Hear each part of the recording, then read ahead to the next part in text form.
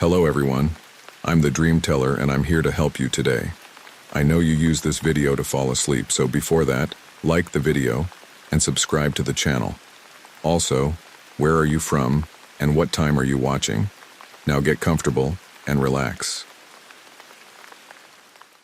I got the keys 2 days ago. The lawyer shoved them into my hand without much detail. He only gave me the address and said I could do whatever I wanted with the place. His tone sounded rushed, and he avoided eye contact. I remember the tight feeling in my chest when I first saw the mansion's photograph. It looked worn down and dark, even in daylight. I felt nervous about traveling all that way, but I couldn't ignore an inheritance like that. Now I'm here, standing in the wide front yard, staring at sagging roof tiles and a dusty front porch. The boards under my feet creak with every step. The wind is still. It's so quiet that I hear my own breathing. The front door feels rough when I run my palm over it. The wood smells like old varnish and mold. I push it open and it scrapes against the frame. Something about the entrance feels cold, like the inside of a cave. I step in, and the door closes behind me with a loud thud. I can see a corridor stretching to my left and a staircase curving to the second floor on my right. The air is stale, and I sense a mild odor of dampness. I glance at the walls. The wallpaper is peeling in strips. The pattern is probably decades old, some faded floral print. Dust floats in the narrow beam of light coming from the open door.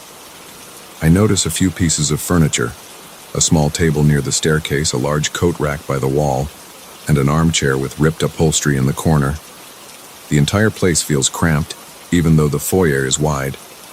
Maybe it's the low lighting or the thick shadows in every corner. I hear my stomach growl. I haven't eaten all day. I close the front door, lock it, and step into the hallway, trying to find the kitchen. My footsteps echo. Each step creates a dull thump against the old floor. I reach a door at the end of the corridor. It's unlocked. I open it to find the kitchen. It has a long counter, a large sink with rust stains, and a wooden table in the middle. There's an ancient fridge on one side, but there's no power in the house right now. I set my bag on the table and open it. Inside, I have a couple of sandwiches and a bottle of water. I sit down and eat in silence. The taste of the bread is dry and the ham feels lukewarm. It doesn't matter. I'm hungry. Halfway through my sandwich, I notice a faint noise coming from the hallway. It's like a whisper, but I can't make out words. I stop chewing and hold my breath. The noise disappears. I feel a light chill on the back of my neck. I clear my throat, finish my sandwich, and drink some water. I decide to explore the first floor. I return to the corridor and walk carefully, peering into each room. The living room has a few cabinets, a sofa covered with a sheet, and an old television on a stand. The windows are dirty and let in little light. The dining room is empty except for a long wooden table. The chairs are pushed to the side. The air feels colder there, so I don't linger. I come back to the foyer and stand at the bottom of the staircase. I look up. The stairs lead to a second-floor hallway, which I can see from below. It's dark. I step on the first stair and it squeaks. Each step I take makes a slow, drawn-out groan. At the top, I see a long corridor with a series of doors on each side. Some of the doors are closed, some are half open. I smell mildew, and I feel a slight draft. I walk into the first room on the right. It's a small bedroom with a single bed, a dresser, and a window that looks out onto the front yard. The curtains are heavy and dusty. I open them a bit, letting some light in. There's a thick layer of dust on the dresser. I wipe my finger across it, leaving a trail on the dark surface. I hear something in the corridor, like a soft shuffle, and spin around. I see nothing. I wait a few seconds. My heart pounds a bit harder. I walk back into the hall, but it's empty. The house is silent again. I keep checking each bedroom. Most of them are the same. Old furniture, stale air, peeling wallpaper. Then I reach the last door at the end of the hall. It's stuck. I push my shoulder against it a few times until it finally gives way with a loud crack. Inside, I see a bigger bedroom with a large window. There's a bed, a wardrobe, and a mirror on the wall. The bed frame is metal and looks rusty. The wardrobe door is slightly ajar, but I can't see inside from where I stand. The mirror is full length, mounted on a wooden backboard. It's covered in a thin layer of grime. I catch my own reflection. My face looks tired, and there's a nervous twitch in my left eyelid. The smell in this room is worse, a mix of damp wood and something sour. I open the window, but the hinge is stiff, and it screeches. By the time I finish exploring, the daylight outside is faded. My phone battery is almost dead. I have a small flashlight in my backpack, so I take it out. Its beam is weak, but it's enough to light my way downstairs. I decide to spend the night in the first-floor living room because it's less musty. I roll out a sleeping bag on the couch, set my backpack down, and try to settle in. I feel uneasy, but I'm also tired. My body aches from the trip. For a while, I just stare at the dusty ceiling. The silence is thick, broken only by the sound of my breathing. I must have dozed off, because I open my eyes to complete darkness. The flashlight must have rolled away. I fumble around, find it on the floor, and switch it on. The living room is just as I left it, except now I notice a faint scraping sound coming from the walls. It's like someone's running their nails over the surface, but in a soft way. I sit up, rub my eyes, and listen. The noise seems to shift from one side of the room to the other. My pulse speeds up. My throat feels dry. I stand and walk to the wall, pressing my ear against it. The scraping stops. In the silence, I hear a low whisper. It's my name, repeated in a slow, drawn-out tone. I jump back, dropping the flashlight. It hits the floor with a dull thud and flickers. I bend down, grab it, and shine it around. There's no one in the room. My hands are shaking.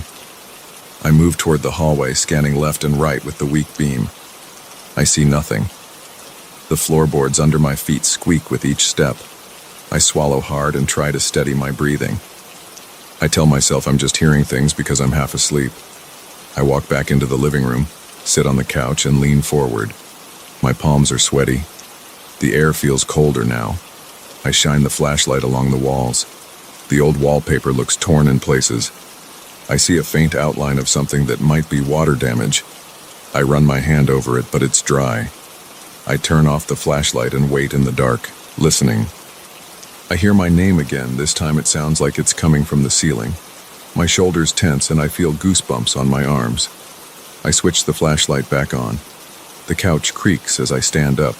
My legs feel stiff. I walk into the hallway, pointing the beam at the stairs. I hear a soft thumping sound. It's like footsteps, but they don't match my own. My heart pounds in my chest. I think about leaving, but it's too late for that. The town is far, and I don't have a car. I also don't want to run off without trying to figure out what's happening. I climb the stairs slowly. The whispering continues, shifting around like it's inside the walls, passing behind the plaster and wood. I can't focus on a single direction. My name appears in the whisper, then disappears into random hisses. At the top of the stairs, I move the flashlight left to right.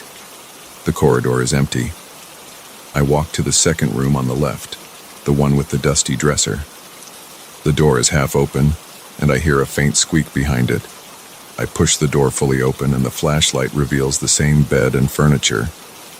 Nothing is out of place, but the window curtains are swaying a bit, like a draft is blowing through. There's no breeze on my face, though. I walk in, take a few steps, and the floor feels softer in one spot. I press down with my foot, and the wood underneath seems weak. It creaks loudly. Then I hear that whisper again, except it's louder this time. It's behind the wall near the dresser. I approach the dresser, place my ear close to the wall, and listen. My name is there, spoken in a low murmur. I feel the hairs on the back of my neck stand up. My eyes sting from trying not to blink. I rap my knuckles against the wall. The sound echoes. Then the whisper stops. I keep scanning the flashlight around the room. My reflection appears in a small mirror on top of the dresser. My eyes look wide and panicked. I shut my eyes for a second, open them again, and turn to leave. I close the door behind me and head back to the corridor. The boards under my feet groan. I feel short of breath. My pulse is heavy in my ears. I look down the hall. The door at the far end is closed now, but earlier I'm pretty sure it was open. I swallow, walk toward it, shining the beam on the handle. I grasp the knob, turn it, and push the door open. The hinges squeak. This is the big bedroom with the wardrobe and the large mirror. I step in, and I feel a sudden wave of cold air. It makes me shiver, and I clench my teeth to stop them from chattering. My flashlight illuminates the wardrobe door. It's now wide open. Inside, I see a row of empty hangers. The mirror on the wall reflects my flashlight beam, sending a dull glare back at me. I hear something move behind me. I spin around and see a shadow against the wall. It slides out of view into the corridor. My stomach tightens. My heartbeat feels like it's in my throat. I rush to the door, point the flashlight down the hall, but there's nothing there. The corridor is silent again. I walk back to the wardrobe, look inside, and run my hand over the back panel. It's just old wood. I shine the flashlight on the floor, see some dust, but no footprints. I turn my attention to the mirror. My reflection is shaky because my hand isn't steady. My eyes look sunken and my skin is pale. I move closer, press my free hand against the glass. It's colder than I expected. I feel a jolt of unease in my gut. I lower my hand and back away. The whisper returns, echoing my name, but now it seems to come from the corridor again. I place the flashlight on top of the wardrobe and step toward the doorway. My knees feel weak. My breathing is fast. I call out, "Who's there?" My voice wavers. I don't hear a response, only that low hiss repeating my name. It sounds slow and distorted. I don't want to stand around in the dark any longer, so I grab the flashlight and head back downstairs. The steps creak with every move. My hand slides on the railing and I feel the chipped paint under my fingers. When I reach the bottom, I notice the living room door is closed. I'm sure I left it open. I push it open with my shoulder, shining the light inside. My sleeping bag is still on the couch, but I see shallow scratches on the floorboards around it. They're about a foot long, and there are several of them in a tight cluster. I bend down to touch them. They look fresh. Tiny splinters stick up from the edges. My heart races. I straighten up, shining the flashlight around the walls again. That's when the susurration starts, like a dozen voices blending into a steady murmur. My name is in there, along with other half-formed words I can't understand. My throat feels tight and my mouth goes dry. I step toward the center of the room, keeping my eyes on the walls. The voices grow louder. I spin around, looking for any movement, but I see nothing. My skin tingles. I feel like the house is pressing in on me. I can't see anything unusual, yet the sounds surround me. I speak in a low tone, almost to myself. I need to get out of here. My voice cracks. I grab my backpack and sleeping bag and rush to the front door. It's locked, and I remember turning the key earlier. I twist the bolt and yank the door open. A cold gust of wind hits me in the face. Outside, it's dark. The moonlight reveals the overgrown yard and the tall fence beyond. I consider running, but I have no car and I'm not familiar with the surroundings. The town is at least a few miles away. My phone is nearly dead. I step outside anyway, just to breathe the fresh air. My breath comes out in shaky bursts. I look at the house from the porch. The windows stare back at me like dark holes. I listen carefully. The whispering is fainter out here, but I still hear it. It's like the mansion is breathing, exhaling a low hum that vibrates in the walls. I think about sleeping outside, but the air is cold, and I have no tent or real camping gear. Also, I can't shake the feeling that the house wants me to stay close. I grit my teeth, step back inside, and shut the door behind me. I keep the door unlocked this time. I move into the hallway, scanning the walls for any cracks or holes where someone could be hiding.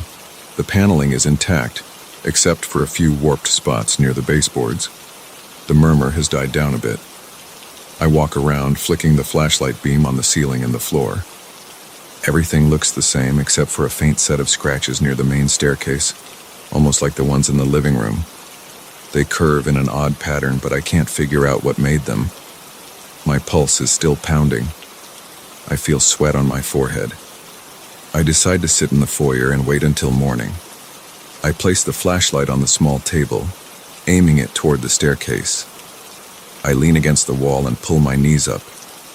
My back hurts from all the tension. I try not to close my eyes. After some time, my eyelids grow heavy.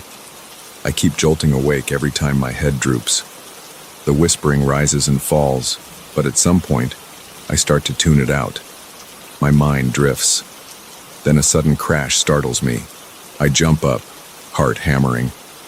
The flashlight has rolled off the table and landed on the floor. It's still on, but the beam is now pointed at the wall. I look around, but see no one. I pick it up and place it back on the table, my fingers shaking. That's when I notice fresh scratches on the table's surface. They weren't there before. They're deep, like something sharp scraped across the wood. I run my fingertips over them and I feel the uneven grooves. I can't handle the idea of something lurking in the dark. I grab the flashlight again, walk to the living room and gather my sleeping bag and backpack. I move back to the foyer, swing the front door open and step outside onto the porch. The sky is still black, but there's a hint of dawn on the horizon. I sit on the porch steps, clutching the flashlight, waiting for the sun to rise. The cold air stings my nose. My hands feel numb, but I prefer that over staying inside. The whispering is softer out here, but I still hear it, like it's traveling through the walls and out into the yard. Occasionally, I think I see a shadow pass by a window, but I can't be sure. As the sky turns lighter, I stare at the mansion in front of me. The roof is crooked and the walls look scarred by age. I sense that it's watching me, waiting for me to come back inside. My body feels tense all over. My chest is tight. My mind keeps playing that voice over and over, calling my name. I try to ground myself by focusing on the small things. The chill of the porch steps under my legs, the rough texture of the wood, the faint smell of dirt and grass in the yard. Eventually, the sun peeks over the trees. The whispers fade into a distant hiss. I stand up, stretch my stiff limbs, and walk toward the front gate. I don't know where I'll go. I just know I don't want to be alone with those walls again. At least not right now. I pause at the gate, turn around, and look at the house one more time. I can see dusty windows and the sagging porch roof. It looks empty, but I know it isn't. Something inside called my name all night. Something scratched the floors and the furniture.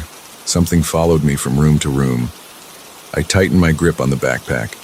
The morning sunlight makes the mansion appear less threatening, but I remember how it felt in the dark. My hands are still shaking, and I can't steady them. I step away from the property. I have no plan, but I need to leave for a while. I can't block out the feeling that I belong to this place now, that it wants me to come back. My legs are wobbly and my mouth is dry. I force myself to keep walking until the house is out of sight. I'm not sure if I'll have the courage to return tonight or ever, but I sense that I can't escape this inheritance so easily. That thought makes my heart pound again, and I keep moving, one uncertain step at a time.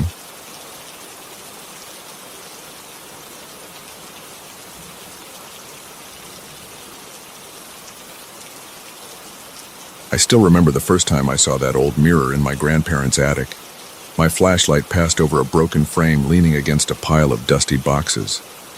The glass had a dark sheen, and there were spiderweb thin cracks branching out from the center. The hair on my arms rose the second I looked at it, but I ignored the feeling. I was cleaning out the attic because I needed space for some of my own junk. I didn't expect anything unusual. I just thought it was a weird piece of furniture left behind. I had no idea it would follow me around and make me question my own senses. I picked it up by the sides and carried it downstairs. Each step felt heavier, like the mirror was gaining weight in my hands. I heard the old wooden stairs creak under my feet, and I felt dust tickle my nose. My arms shook from holding the mirror at an awkward angle. The cracks in the glass caught the light in strange ways, so I had to shift my grip to avoid blinding myself with reflections. At one point, I thought I saw my own face looking back at me with a raised eyebrow, but my actual face felt neutral. I brushed it off as a trick of the light. When I reached the hallway, I leaned the mirror against the wall. I rubbed my sore arms and wiped sweat from my forehead. My grandparents had gone to bed early, so the place was quiet. The only sound was the slight hum of the air conditioner kicking in. I glanced at the mirror out of the corner of my eye and saw my reflection staring back. Nothing weird at first, just me. But as I turned my head away, I had a feeling the reflection lingered. I snapped my eyes back to it, but everything looked normal. My reflection moved in sync with me. I exhaled, a little relieved, and decided I was just jumpy from the creepy attic. I didn't want to leave it in the hallway, so I carried it into the den. The den is a small room next to the living room. The walls have shelves with old photo frames, souvenirs, and random knickknacks. There's a musty old couch in there and a standing lamp. I propped the mirror in a corner, turned the light off, and headed to bed. That night I lay there, staring at the dark ceiling. I couldn't fall asleep. Every time I closed my eyes, I imagined the mirror's cracked surface reflecting something behind me. I heard faint creaking from the hallway, but I told myself the house always made those sounds. After a few hours of tossing and turning, I managed to drift off. The next morning, I woke up feeling stiff. My back hurt and my eyes were sore from lack of sleep. As soon as I opened my bedroom door, I noticed a chill in the air. I stepped into the hallway and saw the den's door was open. I remembered closing it the night before. I peeked inside and froze. The mirror was not in the corner where I had left it. It was leaning against the opposite wall like someone had moved it. I looked around, but I saw no one. My grandparents were still sleeping in their room, and they usually didn't come into the den. I walked over to the mirror. I bent down to check the floor, thinking maybe I'd see scuff marks from someone dragging it. But the floor was clean with no sign of movement. As I looked at the glass, I noticed new cracks along the edge. They were thin, but they hadn't been there before. My heartbeat sped up. I tried to make sense of it. Glass doesn't just crack more on its own, right? I felt a cold sweat forming on my forehead. I took a step back and then forced myself to calm down. Maybe the old thing was just fragile, and the temperature changes overnight caused more cracks. Still, it felt wrong, like the mirror was changing by itself. I decided to tell myself it was just an old piece of junk. I walked out and shut the door again, trying to keep my cool. Later that day, I heard a strange tapping noise coming from the den. It wasn't loud, but it was steady. Tap, tap, tap. I paused in the hallway and listened for a moment. My stomach tightened. My palms started to sweat again. I mustered up the courage to step inside. The mirror was right where I had seen it in the morning. I stared at it, waiting for something to happen. There was a faint crackling sound, like ice breaking on a frozen lake. I took another step closer, then realized I was holding my breath. Nothing happened for a few seconds, so I started to relax. Then I heard a slight scrape behind the glass, like someone running their nails on the other side. My throat went dry. I felt my heart hammering. I approached the mirror slowly, and the noise stopped. My reflection stared back, matching my tense posture. I noticed my eyes in the reflection looked wide and unnerved. I tried to swallow, but my mouth felt like sand. For the rest of the day, I avoided the den. I took my lunch in the kitchen, scrolling through my phone to distract myself. I turned on the TV, watched some random show, and tried to forget about the weird noises. But my mind kept drifting back to that corner room. I decided I needed to get rid of the mirror. It wasn't worth the stress or the unsettling feelings. So I grabbed my car keys in the late afternoon, walked into the den, and grabbed the mirror by its frame. The cracked glass felt cold against my hands, even though the room was warm from the afternoon sun. I walked outside to my car, popped the trunk, and slid the mirror inside. It took a bit of maneuvering, but I managed to fit it. The glass caught the sunlight in weird angles. I shut the trunk, locked the car, and went back inside. I felt a wave of relief, like I was free from it. That night, I was reading on the couch in the living room when I felt a sudden cold breeze. The windows were closed, and the AC vent was on the other side of the room. I looked around and saw nothing unusual, but my skin prickled and I got the sense I was being watched. I stood up and peered down the hallway. The door to the den was open again. My stomach dropped. I hadn't even gone in there after taking the mirror out. Slowly, I walked down the hall, flipping on the light switch. My legs were tense and my hands were shaking. I reached the doorway and looked inside. The mirror was there, leaning against the wall in the exact same place as before. My trunk had been closed and I never heard any noise outside. There was no reason for it to be back in the house. I felt a jolt of fear run up my spine. My first instinct was to run out the front door, but I forced myself to stay. I stepped into the room, heart pounding. My reflection was in the mirror, but something about its face looked off. It had this slight tilt to its head, like it was sizing me up. I blinked a few times, hoping my eyes were playing tricks on me. After a few moments, I tried to pick it up again. I thought maybe I'd throw it in the garage, lock the door, and figure out what to do tomorrow. As soon as I grabbed the frame, I felt a shudder pass through my arms. It felt like a mild electric shock. I let go and stumbled back. My breathing turned shallow and my chest felt tight. I said out loud, "I'm not imagining this," just to confirm my own senses. My voice sounded shaky. I left the den, shut the door, and stood in the hallway. My mind raced. I knew this situation was beyond normal. I didn't have a logical explanation for any of it. I decided to try again, but with gloves on. Maybe the shock was static electricity. So I went to the kitchen, grabbed a pair of rubber gloves from under the sink, and marched back to the den. The door was open a crack, and I felt uneasy before I even stepped inside. I pushed the door wide and saw that the mirror was now leaning at a slightly different angle. I clenched my jaw and approached it. I reached out slowly, holding my breath, and touched the side of the frame. No shock this time. So I lifted the mirror off the floor and carried it out of the room. The house was silent except for my footsteps on the floorboards.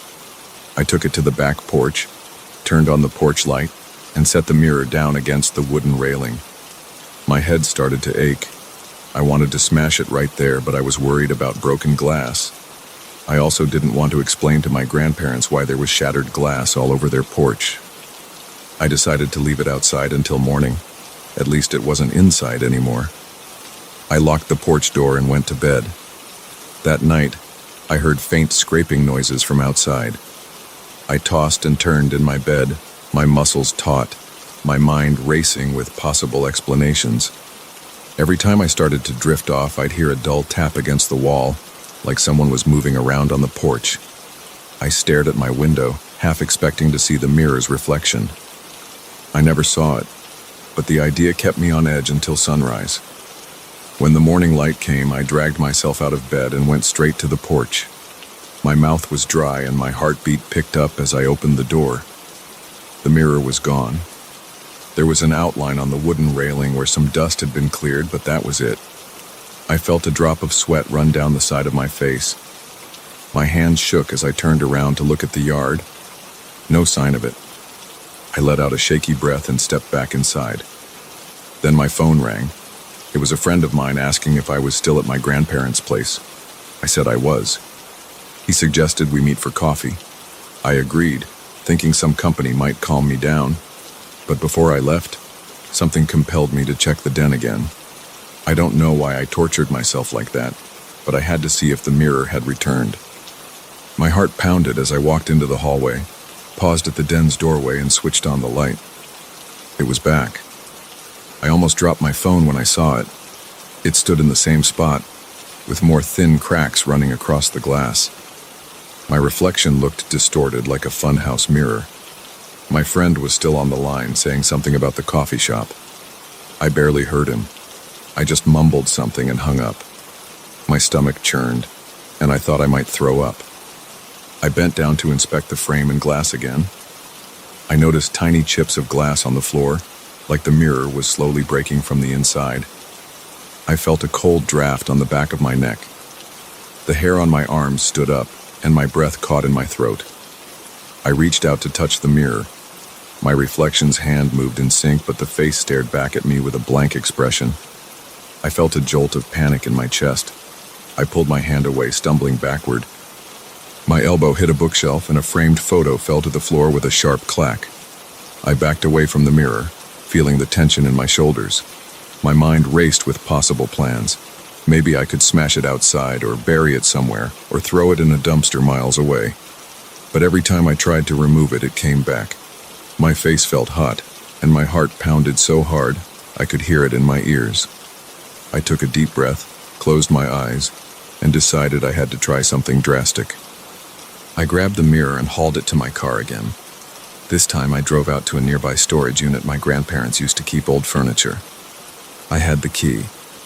When I got there, I unlocked the unit, shoved the mirror inside, and locked it back up. The place was dark and smelled like mildew. I felt sweat running down my back as I slammed the door shut. I stood in the parking lot for a few minutes, breathing hard, trying to convince myself that was the end of it. When I got back to the house, I went straight to the den. It was empty. I felt a slight wave of relief, like I'd finally managed to seal it away. I made myself a cup of tea in the kitchen, hands still trembling a bit. The hours passed. I watched some TV, tried to calm down, and eventually felt a bit better. That night, though, I got up to get some water around midnight. The hallway was quiet. As I passed by the den, I noticed the door open again. My pulse jumped. My hands shook so bad I almost dropped the glass of water. I forced myself to look inside. My entire body tensed up. The mirror was back, leaning against the wall.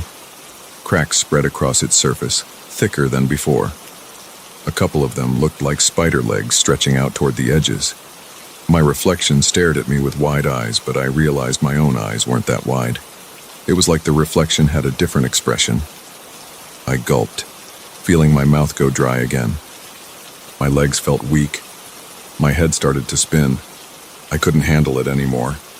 I slammed the door shut and staggered back into my bedroom. I locked the door and leaned against it, breathing heavily. I could hear my own pulse in my ears. My skin was cold and clammy. I didn't sleep the rest of the night. The next morning, I found new cracks on the mirror. The surface almost looked shattered, but it still held together, like something was pushing from the other side. I felt a chill run through my entire body. My mind went blank.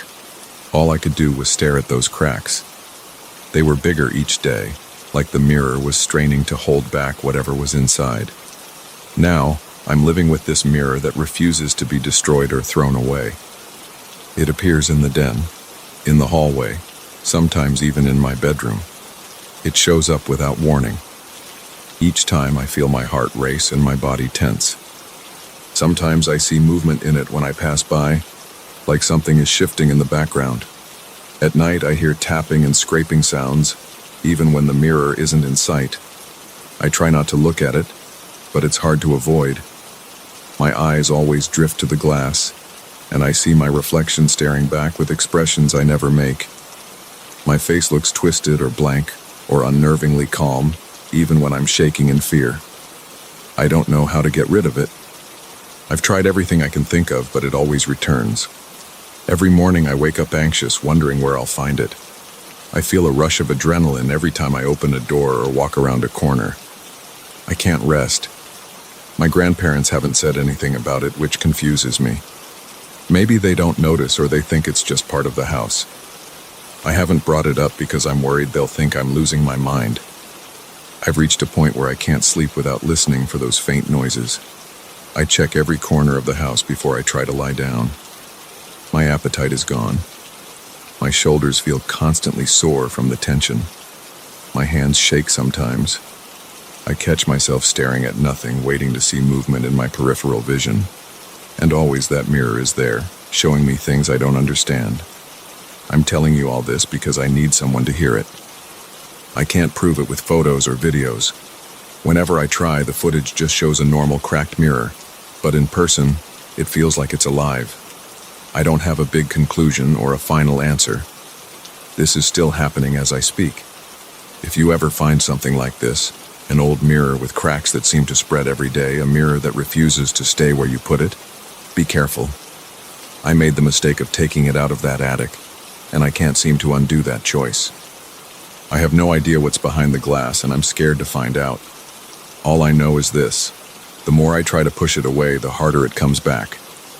The cracks keep growing, and I keep feeling something on the other side, inching closer, waiting for the final break. And every time I see myself in that reflection, I get this heavy sense of dread. like I'm looking at a stranger who's one step ahead of me.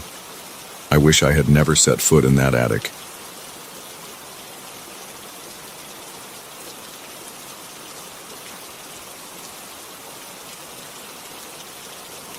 I slammed on the brakes the first time I saw it, thinking my eyes were playing tricks on me. There was a pale figure standing on the shoulder of the road, right outside my window. I felt my stomach tighten. The air seemed colder. My radio cut out for a moment and the engine sputtered. I sat there, one hand on the steering wheel, the other trembling over the gear shift.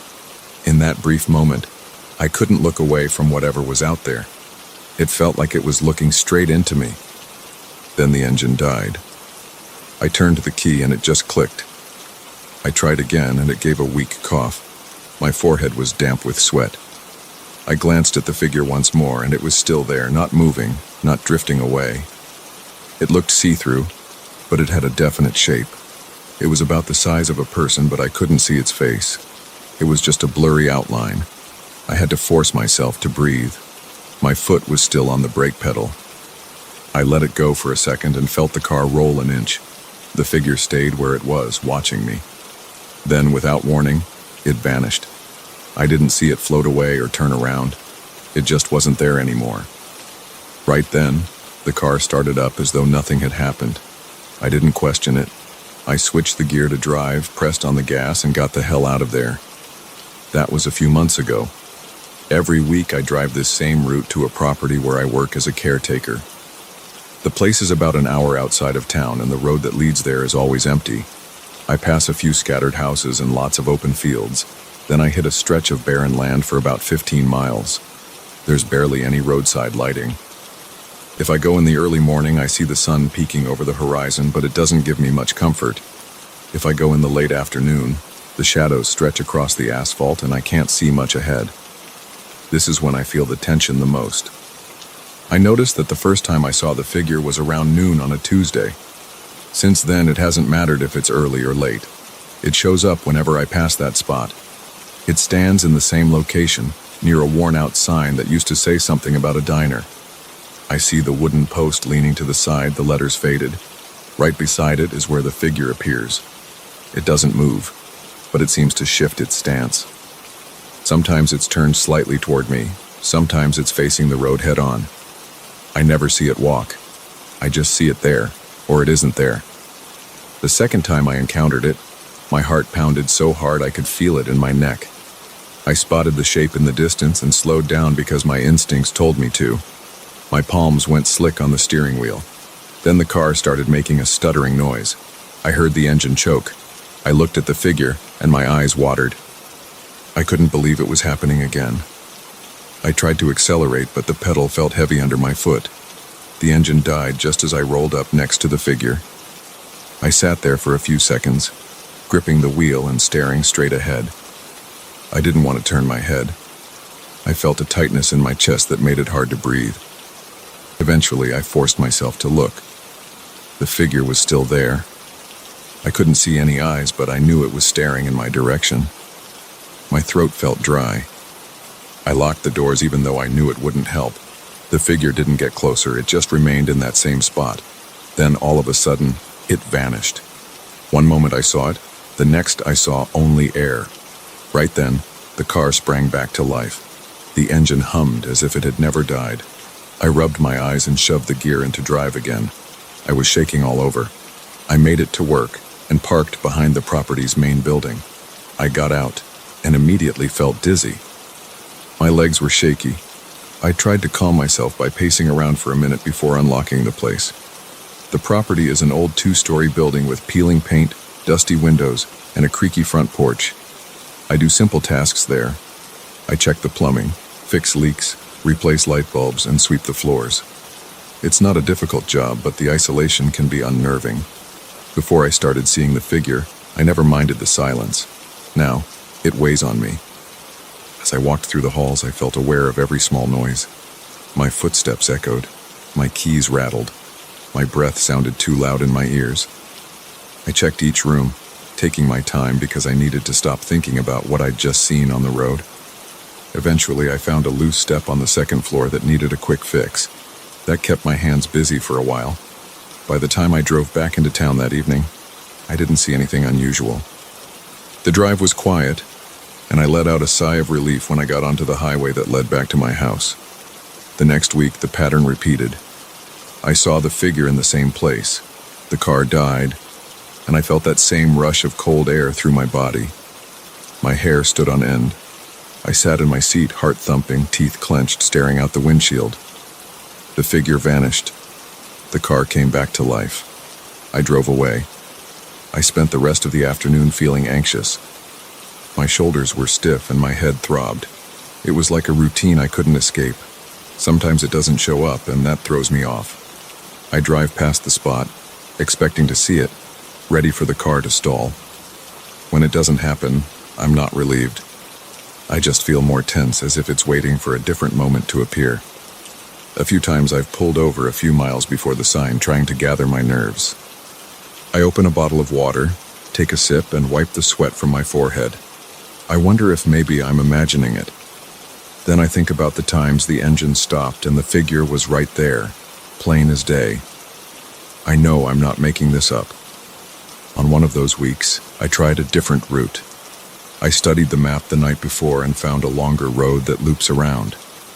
It adds another 30 minutes to my drive, but I figured it was worth it if it meant avoiding that specific stretch. The next morning, I got up early and followed the alternate route. The sun was bright. The road felt safer. I passed an old gas station and a few scattered ranches, but I didn't see that worn-out sign or that shoulder where the figure stood. I let out a big breath, feeling a small sense of relief. When I arrived at the property, I felt calmer than I had in weeks. I spent the day fixing a broken gutter, oiling the hinges on the front door, and cleaning some cobwebs in the basement. I actually whistled while I worked. I felt like I'd finally outsmarted whatever was out there, but that feeling disappeared on my way back. I decided to take the same alternate road, so I looked for the sign for the turnoff. I drove slowly, scanning the side of the road for the route marker. Then I noticed something that made my skin crawl. That same leaning sign, the same patch of ground, and that same figure were about 50 yards ahead. I slammed on the brakes so hard I nearly lurched into the steering wheel.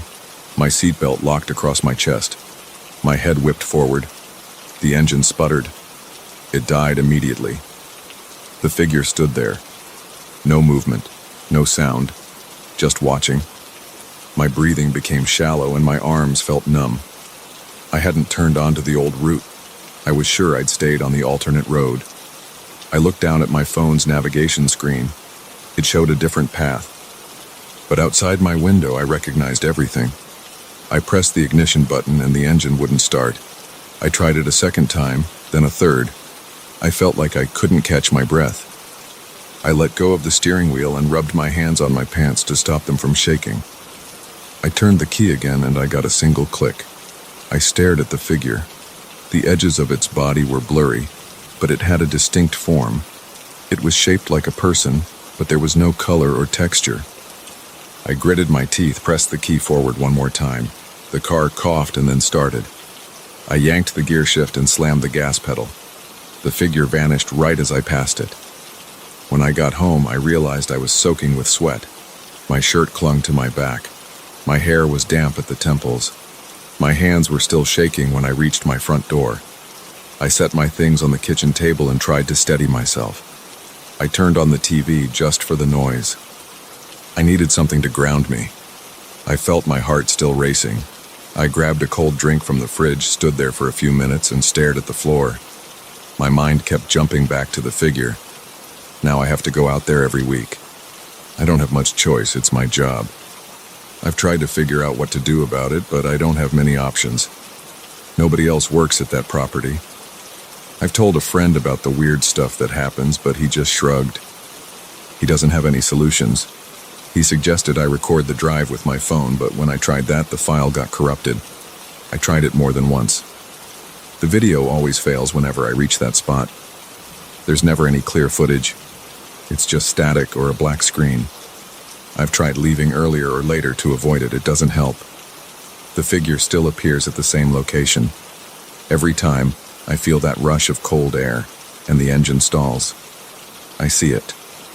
I feel the terror in my gut. Then it's gone and the car starts again. My body responds the same way. Sweaty palms, pounding heart, tight chest, tense muscles. I look over my shoulder. There's no one else on the road. I'm alone. Just me and that thing. Sometimes I think about abandoning the job, but I need the money. The caretaker position pays well and the hours are flexible. The owner leaves me alone. I just have to show up once a week. It seemed perfect when I started. Now it's a nightmare, but I can't afford to leave. So I keep doing it. I wake up in the morning, get in my car and drive out there. I grip the steering wheel until my knuckles turn white. I feel my chest tighten whenever I get close to that section of road. A few days ago, I tried to look for any sign that might explain what's going on. I stopped the car a bit earlier than usual, about half a mile from the spot. I stepped out, shut the door, and walked along the shoulder. The wind was still. The air was thick with heat. I listened for any sounds. I heard a slight hum from the power lines overhead, but that was it. No birds, no cars, nothing. I looked at the cracked asphalt, the scattered gravel, the rusty remains of an old guardrail. I didn't see anything that would explain a translucent figure. I kept walking. My heart raced faster with each step. Then I reached the place where the sign stands.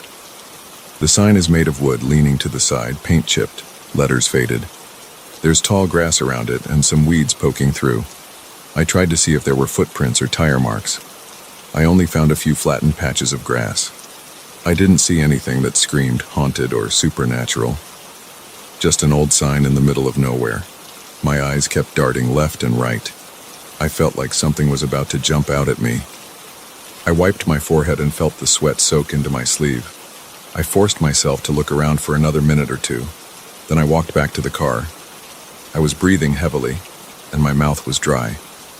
When I climbed in and turned the key, the engine didn't start. I cursed under my breath. I tried again, nothing. My arms tingled with fear and my skin prickled.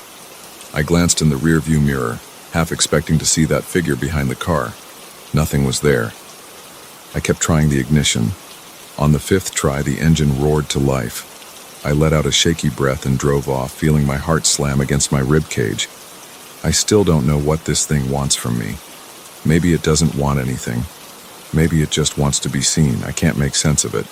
All I know is that it's real and it keeps showing up. I fear the moment when it won't disappear, the moment when I'm stuck there for longer than a few seconds. I imagine myself trying to escape on foot. I see my car left behind, headlights on, engine dead. But for now, that hasn't happened. I keep going back, week after week, because I have no other choice. Tomorrow I have to make the drive again. My gut is already twisted into knots.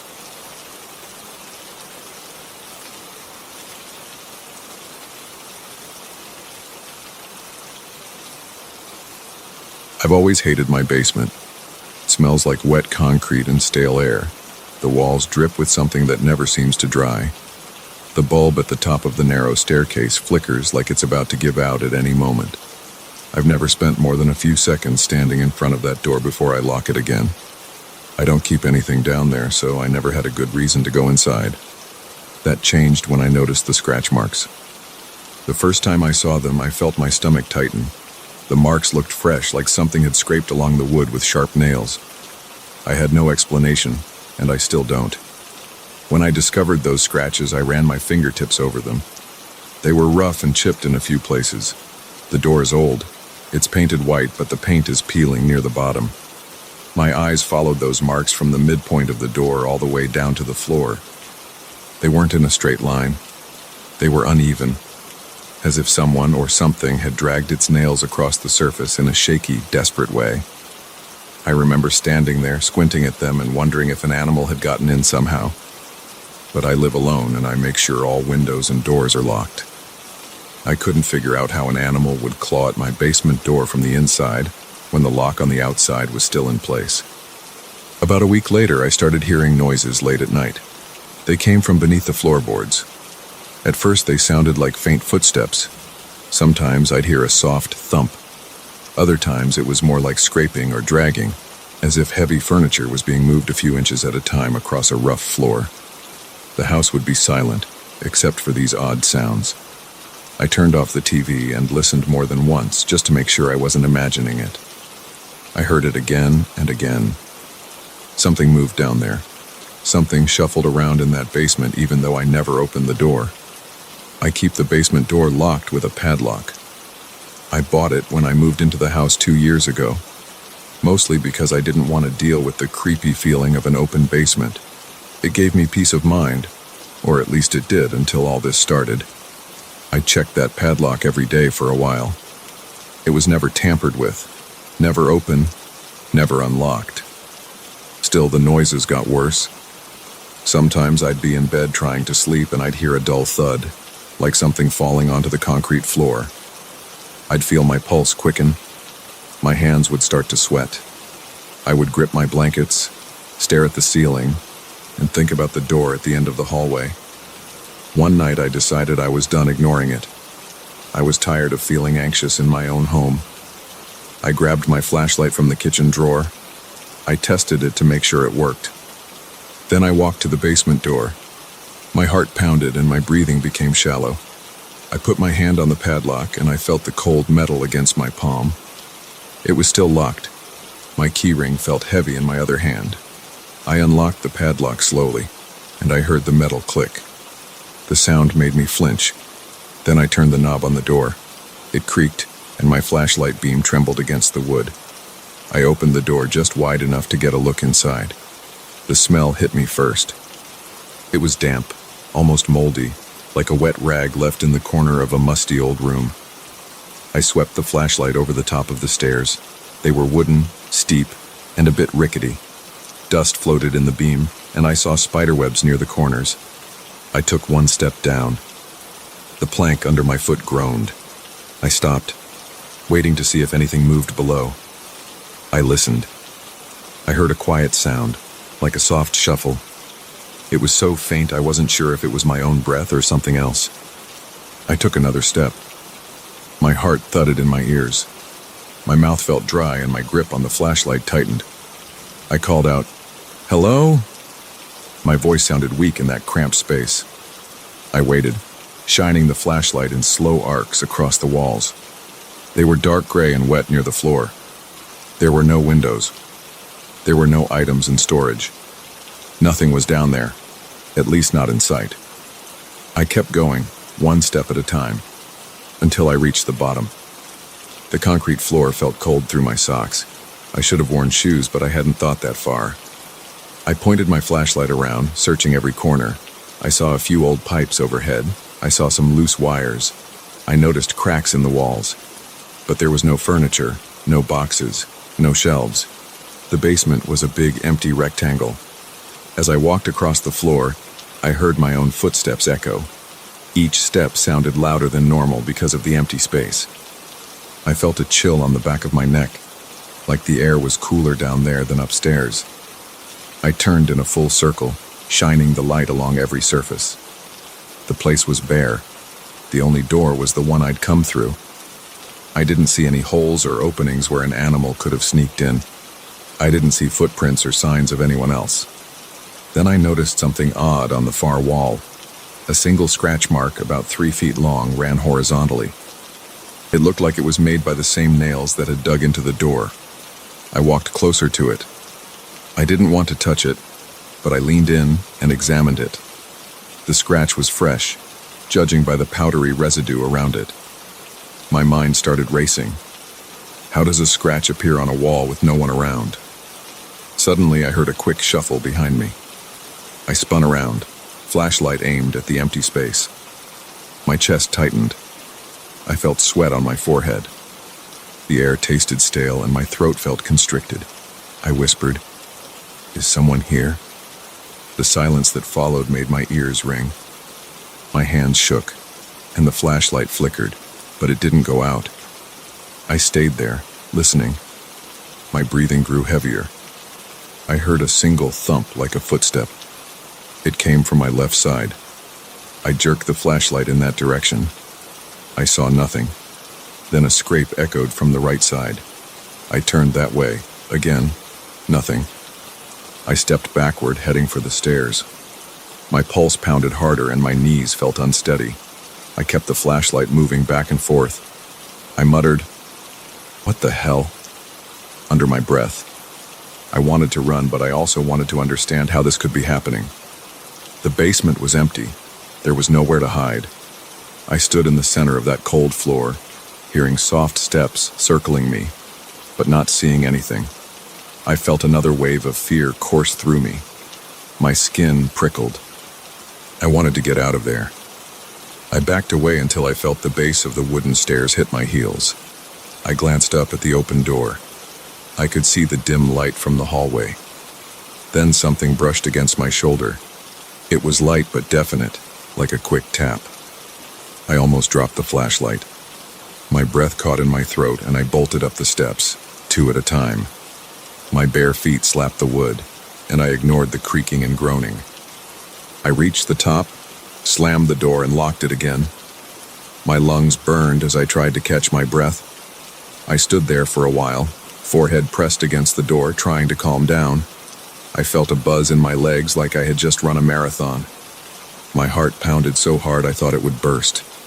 I couldn't make sense of what had happened. There was no one down there, yet something moved, circled around me, and touched me. I checked the lock 3 times that night before I went to bed. I heard the noises again. They were louder this time. There were definite steps, slow and deliberate. Sometimes I'd hear a drag, like something heavy was being pulled across the floor. The next morning, I decided to check everything in the house. I opened closets, looked under furniture, and made sure every door and window was secure. Nothing was out of place. I spent the day at work, but I couldn't focus. My mind kept replaying that moment when I felt something brush against my shoulder. I got home in the evening, ate a quick dinner, and tried to watch TV. The scratching started again around 10 at night. It was soft at first. I recognized that scraping sound against the wooden door. I turned off the TV to listen. Then I heard the doorknob jiggle. The padlock rattled. My stomach twisted. I stood, staring at the door from the living room, waiting for it to stop. It lasted about a minute, then silence. I went to bed with my door locked and my bedroom window closed. I didn't sleep well. I kept picturing the basement door flinging open in the middle of the night. I woke up at around 3 in the morning, heart hammering. I thought I heard footsteps above me, but I realized my bedroom is on the 2nd floor. There's only the attic above me and I never use it. I forced myself back to sleep, but I dreamt about that brush on my shoulder over and over. The next few days were more of the same. Scratches, footsteps, dragging sounds, all at random times. I tried to ignore it. I focused on work, tried to stay out late, visited a few friends, anything to avoid coming home. But every evening I had to face it. The basement door greeted me when I walked in, locked and scratched. It felt like living with a stranger on the other side of that door. One night I heard what sounded like a faint laugh. I rushed to the door and pressed my ear against it, but I only heard silence. I decided I needed some evidence that I wasn't losing my mind. I bought a small camera with night vision and a stand. I set it up in the hallway, pointing at the basement door. I hit record before I went to bed. Around 2 in the morning, I woke up to loud scraping. I jumped out of bed and ran to the hallway. The basement door was still locked. The scraping stopped the moment I stepped into the hall. My camera was still running. I grabbed it and played back the footage right there. The video showed the door standing still for about an hour. Then the doorknob began to jiggle, very slowly at first. I heard a faint clank of the padlock, but it didn't open. Then there was a sudden movement in the corner of the screen, like a shadow passing by. I couldn't make out a shape or a figure, just a blur. The doorknob jiggled again, harder this time. Then it stopped. That's when I arrived in the hallway and the footage ended. My hands shook as I watched the replay. I couldn't believe it. I knew there was something in the basement, but seeing that shadow made my heart race. I felt like a stranger in my own home. I'm not a superstitious person. I don't believe in ghosts or spirits. But I had no explanation for what I was seeing and hearing. I didn't want to call the cops because they'd never believe me. I couldn't call a neighbor because I don't know them well, and I didn't want to look like an idiot. So I stood there, alone, feeling completely confused and on edge. I decided to try one more time. I walked up to the door, camera in hand, around midnight the next evening. I unlocked the padlock. I pushed the door open. The basement was dark, and I could smell the dampness from the hallway.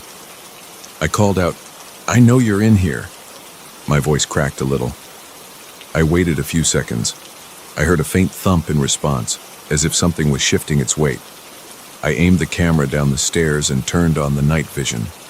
Everything looked green and fuzzy on the screen.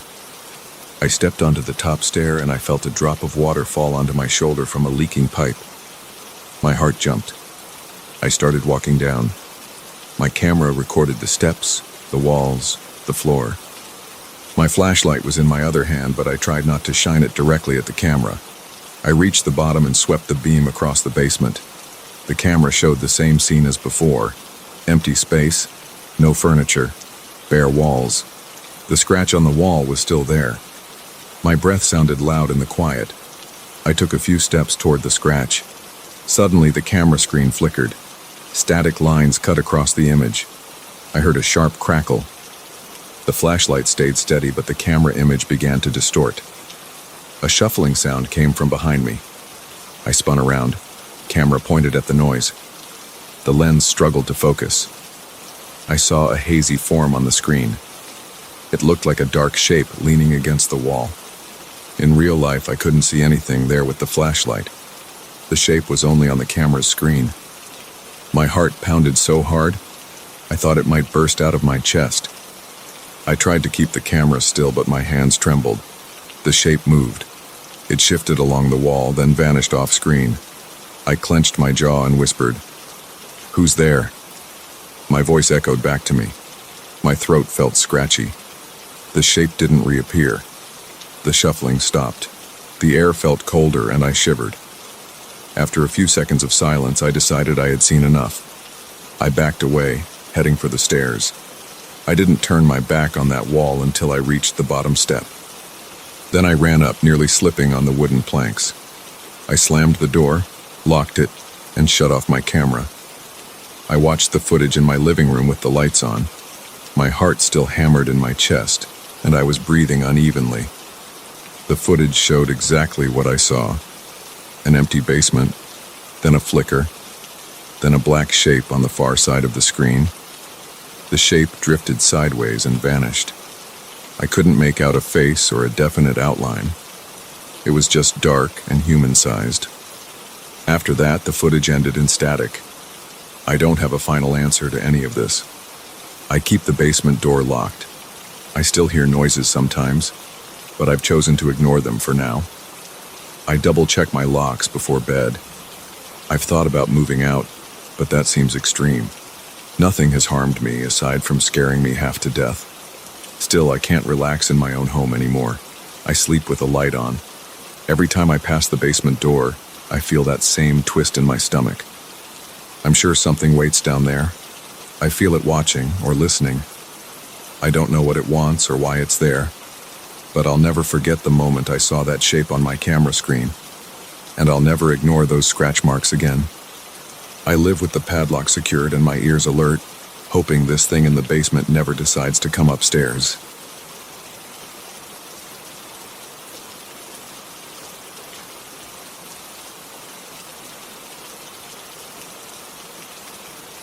I first realized something was wrong 3 weeks ago. I was getting ready for bed when I passed by the guest room door and smelled something sweet. It was faint, almost like a distant whiff of sugar or flowers, but I couldn't place it. I stopped in the hallway, trying to figure out if I'd left something in there. I hadn't been in the guest room in a while, so I couldn't understand why there would be any kind of smell. My mind flicked through every possible explanation. Maybe some old potpourri tucked away or an air freshener I'd forgotten about. But I couldn't recall ever buying anything that smelled like that. I didn't go inside. I just stood there for a minute, feeling uneasy, and then moved on to my bedroom. That night I slept poorly. I usually drift off without trouble, but I kept tossing around, thinking about the strange odor. Each time I got close to falling asleep, I'd jolt awake feeling like someone was standing near me. When I finally got up in the morning, my neck was stiff, and I had a faint headache. I looked at myself in the bathroom mirror and saw the dark circles under my eyes. My house felt different that day, like something had shifted in the atmosphere. The living room looked normal, but my mind kept going back to that strange scent in the hallway. On the second night, I tried to ignore the guest room completely. I brushed my teeth, switched off the lights, and hurried past that door. As I walked by, though, I felt a slight brush of cold air around my ankles. I stopped, stepped back a little, and stared at the closed door. Nothing moved, and the house was silent. My heart thudded in my chest, and I felt sweat gathering on my forehead. I stood there for a few seconds, listening. The quiet felt heavier than usual, and I went to bed feeling on edge. I woke up around 2 a.m. because I heard footsteps in the hallway. I lay there, breathing shallowly, trying to figure out if I'd imagined it. The sound was soft but distinct, like bare feet against the wooden floor. I got out of bed slowly and grabbed a flashlight from my nightstand. My legs were tense and my mouth was dry. I clicked the flashlight on and opened the door. The corridor was empty. I shone the beam of light around, checking the corners. I felt a tingling sensation on my arms, like the tiny hairs were standing up. I took a few steps forward and realized the sweet smell was stronger than before. The next morning, I noticed small changes around the house. My TV remote had been on the coffee table, but I found it on the armrest of the sofa. My keys were no longer on the kitchen counter where I always leave them. They were on the dining table. I wondered if I was just forgetful, but it didn't feel right. Usually I keep things pretty organized, and I'd never absent-mindedly place my keys on the dining table. I checked my phone for any messages, half expecting to see a friend had come over and played a joke on me, but there was nothing. I went to work unsettled and spent most of the day trying to focus, but my mind kept returning to my house, the guest room, and that sweet aroma. By the end of that week, I started feeling tired all the time. My nights were disturbed by strange dreams. In those dreams, I'd see my bedroom door open, and I'd sense someone standing just outside. I never saw a face. I'd wake up covered in sweat, and sometimes I'd sit up so fast that my sheets would end up on the floor. My chest would be tight, and I'd check the room with frantic eyes. The shape in the dream always vanished the moment I turned on the light, but the perfume lingered.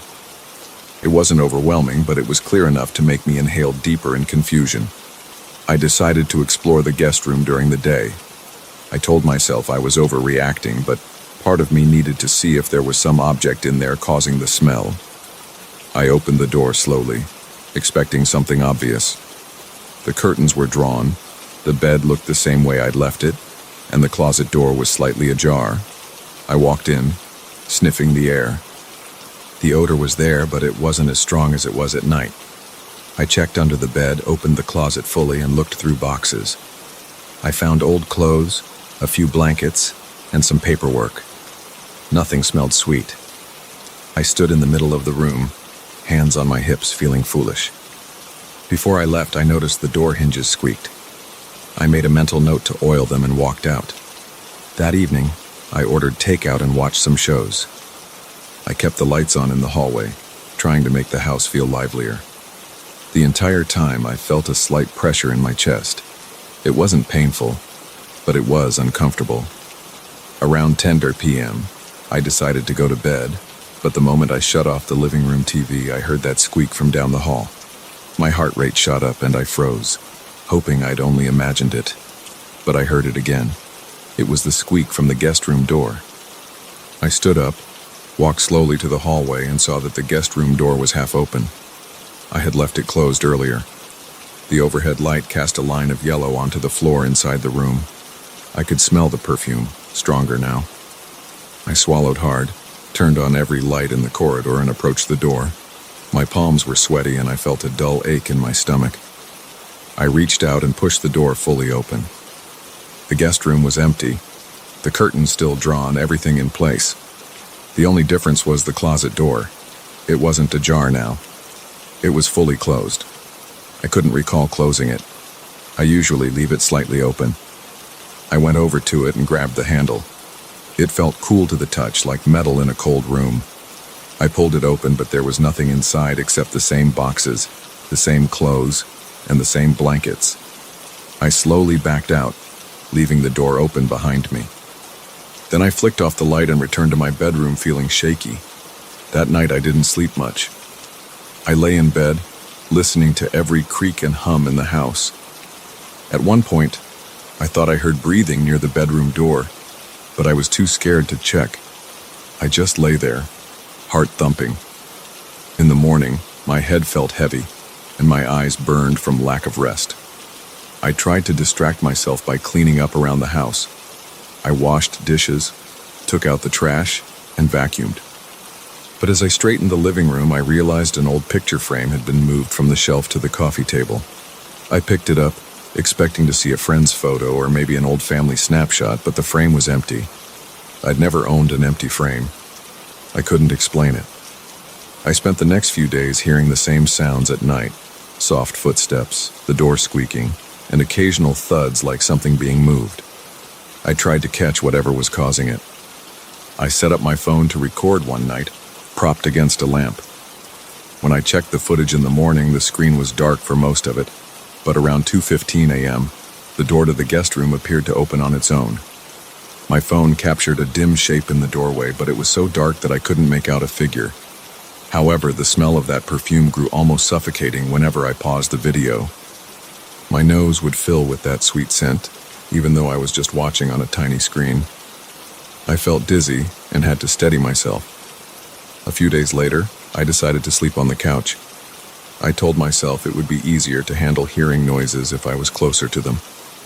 I dozed off around midnight, but I woke up from a dream where I was standing in the hallway, reaching for the guest room door. The moment I opened my eyes, I saw a flicker of movement near the living room entrance. I bolted upright, my hands clenched into fists. I didn't see anyone. I turned on the lamp, got up, and checked the corridor. The guest room door was open again, but no one was there. My throat felt dry. I grabbed a glass of water in the kitchen, leaning on the counter while I tried to calm down. After a minute, I felt a prickle on my neck, like someone was standing behind me.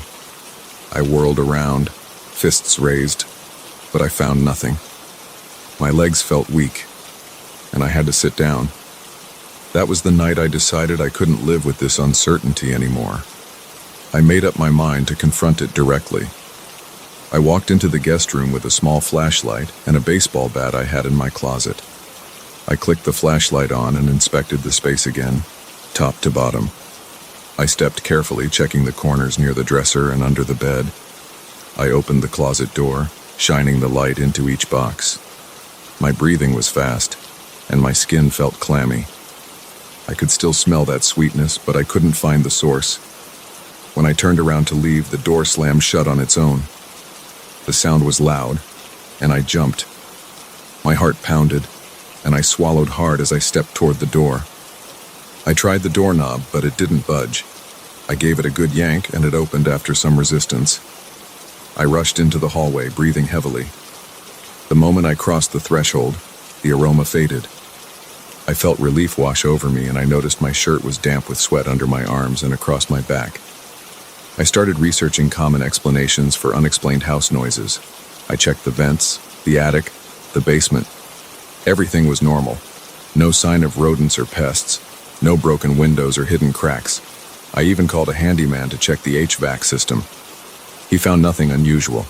He laughed a bit when I asked if sweet smells could come from the ducts. He said maybe if there was a scented candle stuck in the vents, but he saw no sign of that. I thanked him and tried to joke about it. But inside, I felt more unsettled than ever. The final straw came last night. I was exhausted after a long day at work, so I fell asleep on my bed fully dressed. Around 3 a.m., I opened my eyes because I felt a presence in the room. My mouth was dry, and my heartbeat throbbed in my ears. I sat up slowly. The door to the hallway was open, and the smell was overwhelming. I couldn't breathe well. It was like inhaling cotton candy or some intense sugary scent, but I still couldn't identify it. My eyes started to water, and I coughed into my elbow. Then I heard a soft sound at the foot of my bed. It was like fabric brushing against the floor. I fumbled for the lamp and turned it on. Nothing was there. The air felt heavy and my chest ached. I wiped my face with my hand and stood up. My knees felt weak, but I managed to walk to the doorway. The corridor light was off, though I clearly remembered leaving it on. I reached for the switch, but it didn't turn on. I realized the bulb must have burned out. I grabbed my flashlight and aimed it down the hallway. The guest room door was shut, but I heard something moving inside. It sounded like someone sliding a box or dragging a piece of furniture. I took a few hesitant steps forward, shining the flashlight on the floor. My hand was trembling, making the beam jitter across the walls. The noise stopped the second I reached the door. My stomach twisted in knots, and I could feel my heart hammering in my chest. I turned the knob and pushed the door open. The guest room looked the same as always, but the closet door was wide open. Boxes were pulled out onto the floor. The blankets were scattered. It looked like someone had rifled through everything. I stepped inside, heart pounding. The sweet smell was almost unbearable. I knelt next to one of the boxes and flashed the light inside. It was just old documents and random items. Nothing that could create that perfume. Then I noticed the closet door started to close slowly, without anyone touching it. I stood, shining the light around, looking for a draft or something that might push it. I couldn't find anything. I dropped the flashlight at one point, fumbling in my panic, and it rolled under the bed. By the time I retrieved it and stood up, the closet door was fully shut and the smell had vanished. My breath caught in my throat. I ran my hand through my hair and realized I was shaking all over. I decided to leave that room and not look back. I'm not sure what I've been dealing with. All I know is that I'm scared to spend another night here. My body reacts with chills and nervous sweats whenever I think about going to sleep. I keep imagining that gentle sound of steps in the hallway or that closet door creeping open by itself. The house doesn't feel like mine anymore. Every day, I wonder if I'll walk by that guest room and catch a new glimpse of something out of place. I wonder if I'll wake in the night with the taste of that sickly sweet smell in my mouth. I'm packing a bag tonight. I'm not going to stay here. I don't have a plan yet, and I don't know if I should just get a hotel or stay with a friend. But I can't ignore what's been happening. That perfume, those footsteps, and the way my belongings keep shifting around. It's too much. My heart races every time the sun goes down, and I need some peace. Maybe a few nights away will help me clear my head. If it doesn't, I may have to face the possibility that I'm not living here alone after all.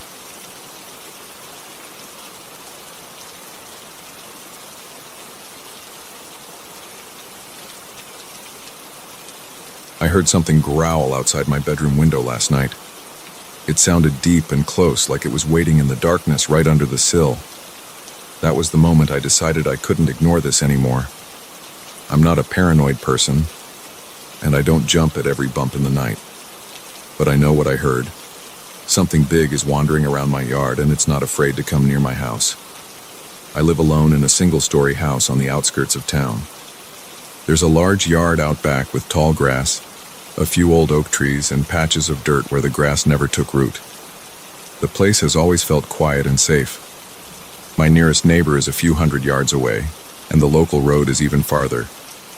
I've spent years enjoying the peace and the wide open space, but now there's this feeling I get at night, like I'm not alone out there. A few weeks ago, I noticed fast movements behind the trees. At first, I thought it was just a stray dog or a raccoon. They sometimes wander through, especially late at night. But one evening, I shone a flashlight into the yard after hearing something crash against my garbage cans. I saw the leaves shake in a strange way.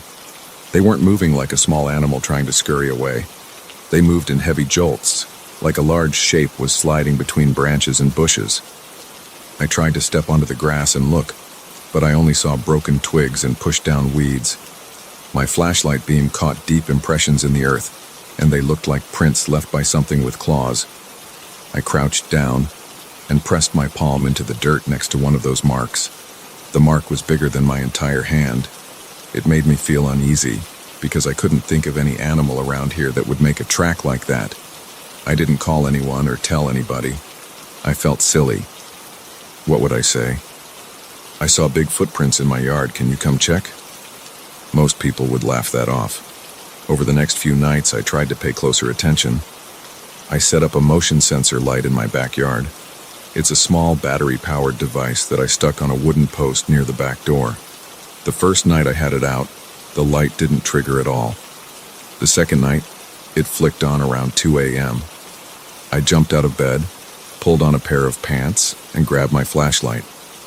When I reached the door, I saw nothing but the light shining on an empty patch of grass. The next morning, I found more marks in the dirt. They were about 30 yards from my back steps, near one of the old oak trees. I started losing sleep because of this. Every sound outside made me sit up and listen, waiting for something to run across the yard or scratch at the walls. Sometimes I imagined footsteps on the gravel, like something was pacing around the house. A few times I got up and walked through my house, shining a flashlight out the windows. The backyard always looked empty. I checked the front yard too, just in case. Nothing seemed disturbed except for small branches that sometimes ended up on the ground, like something heavy had brushed against them. I told myself it might just be the wind or maybe a strong breeze. But deep down, I didn't believe that. I started to feel a tightness in my chest whenever I stepped outside at night. My skin would get prickly, and I'd hold my breath expecting some shape to burst out from behind a tree. I hated feeling that way, because I've never been an anxious person. But something was out there, and I couldn't deny it anymore. A week later, I noticed large scratches on the thick trunk of the biggest oak tree in my yard. They were arranged in 3 vertical lines. They looked fresh, because I could see the lighter wood beneath the bark. I ran my hand over them. The grooves felt deep, as if made by something with long claws that could cut right through bark without much effort. I tried to think of animals in this area that could do that. The only big creatures around here are deer, or maybe a lone coyote or two. But coyotes don't scratch trees like that. Deer certainly don't. The marks were as long as my forearm. That discovery made me realize how serious this was. Something strong was visiting my property and leaving its mark.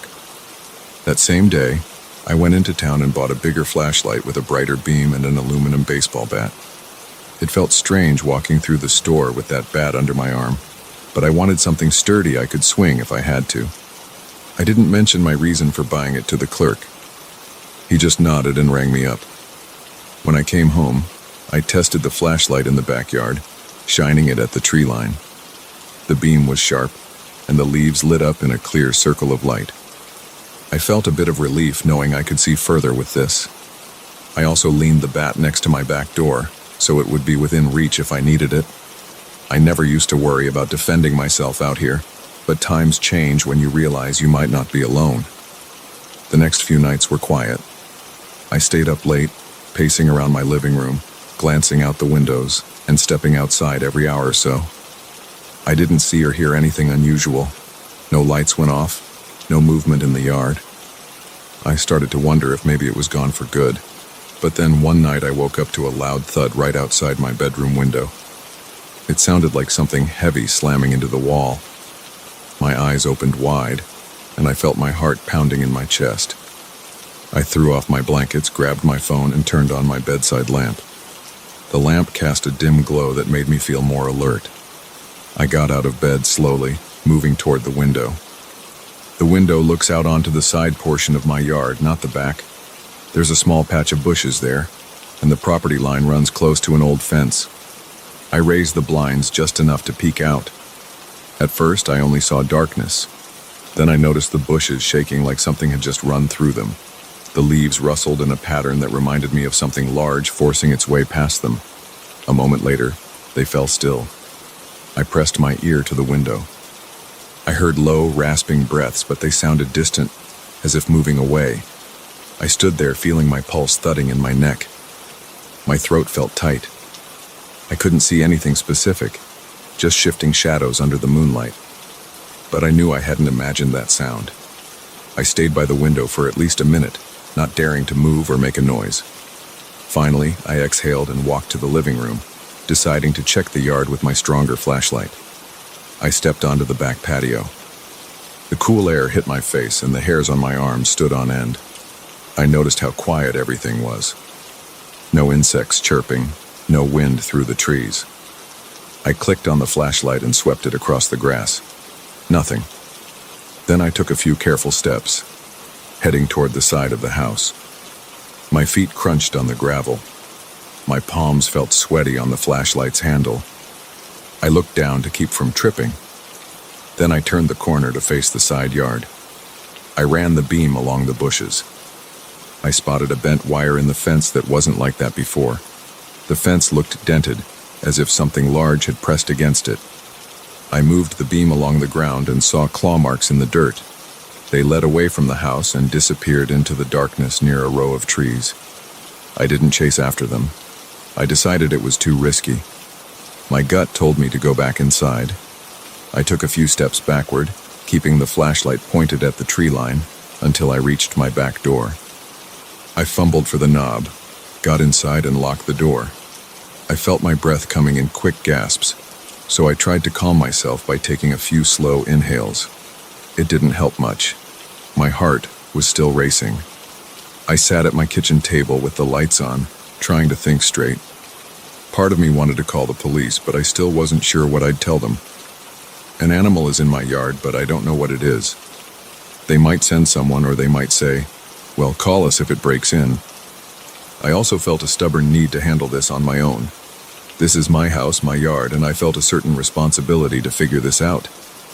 The next day, I walked around my property in the daylight. I found more deep impressions in the soil near the fence. They were shaped like large paw prints with claw tips at the end. It reminded me of a wolf's print, but bigger. Much bigger.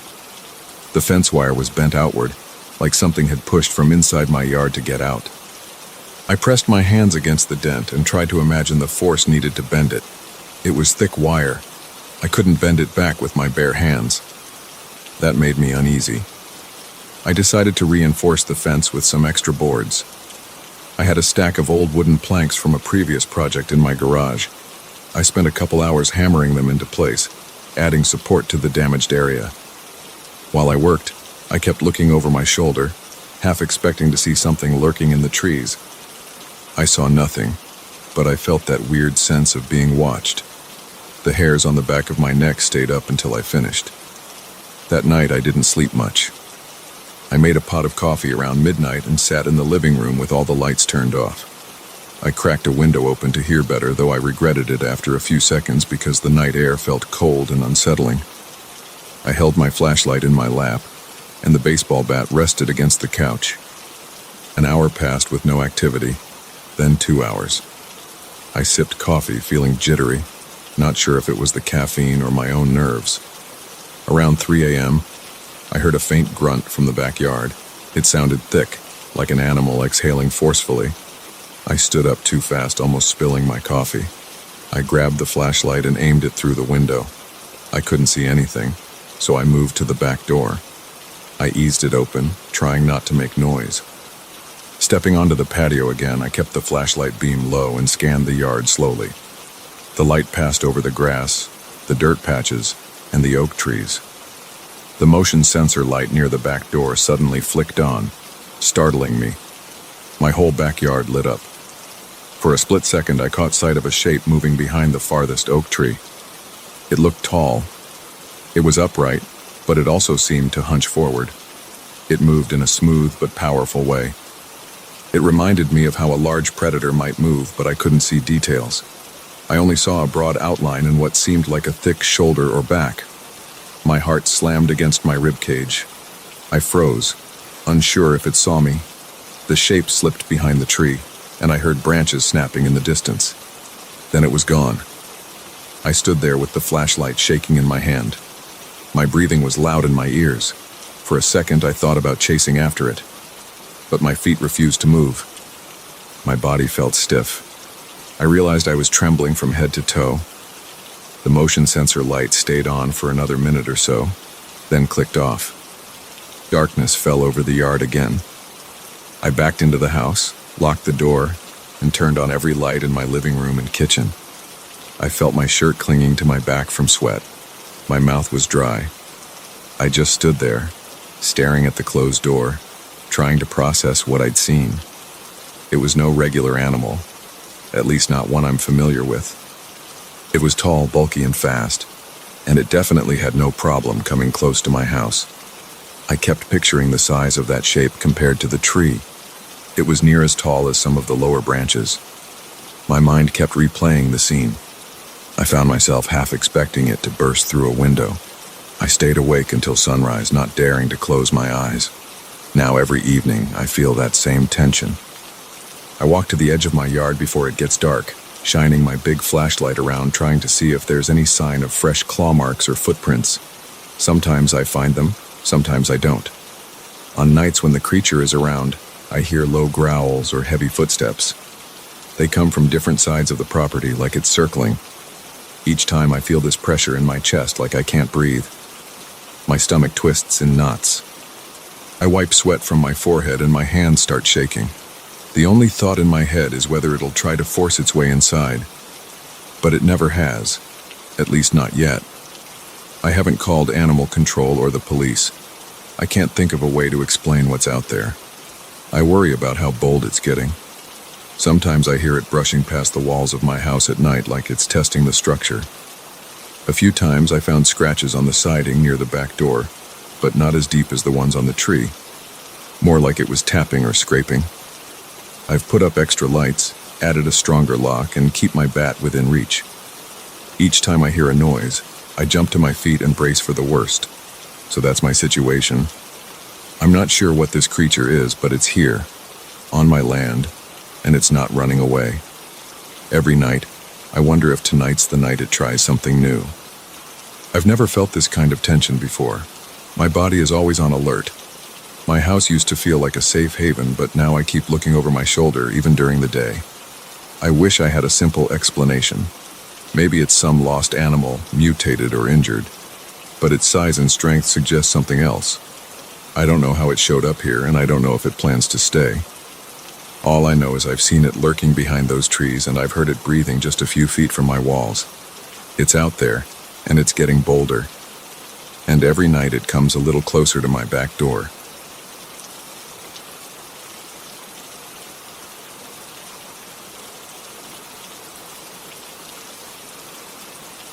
I never expected my quiet life to change because of a single open door, but that's exactly how it started. I got home late from work and spotted a faint light in that supposedly abandoned top floor. The door was ajar, and a flickering glow came from inside. I hesitated, thinking maybe a squatter broke in, or a worker showed up unexpectedly. I went upstairs, my shoes squeaking on the old steps. The moment I reached the threshold, the door slammed shut by itself. That was the first time I realized something was off. Ever since that night, I've heard sounds above my apartment. Thumps, scraping noises, and an odd kind of dragging. Sometimes a strong light shines through the cracks in my ceiling, but no one else ever sees it. My neighbors say they never notice anything. They look at me like I'm imagining things, but I'm not. I know what I've heard. I know what I've seen. And I can't shake the feeling that whatever is up there knows I'm close to figuring it out. I've lived in this building for 5 years. The top floor has been under construction for at least that long. Nobody remembers the last time workers showed up. There's leftover scaffolding, plastic sheets, and old paint cans in the hallway. But there's no crew, no contractors, and no signs of real progress. Sometimes the elevator doesn't even stop there. The button for that floor just lights up and then goes dark. Most people accept it as one of those weird city quirks. They just shrug and carry on. I used to do the same until that night. I work a late shift, so it was around midnight when I came home.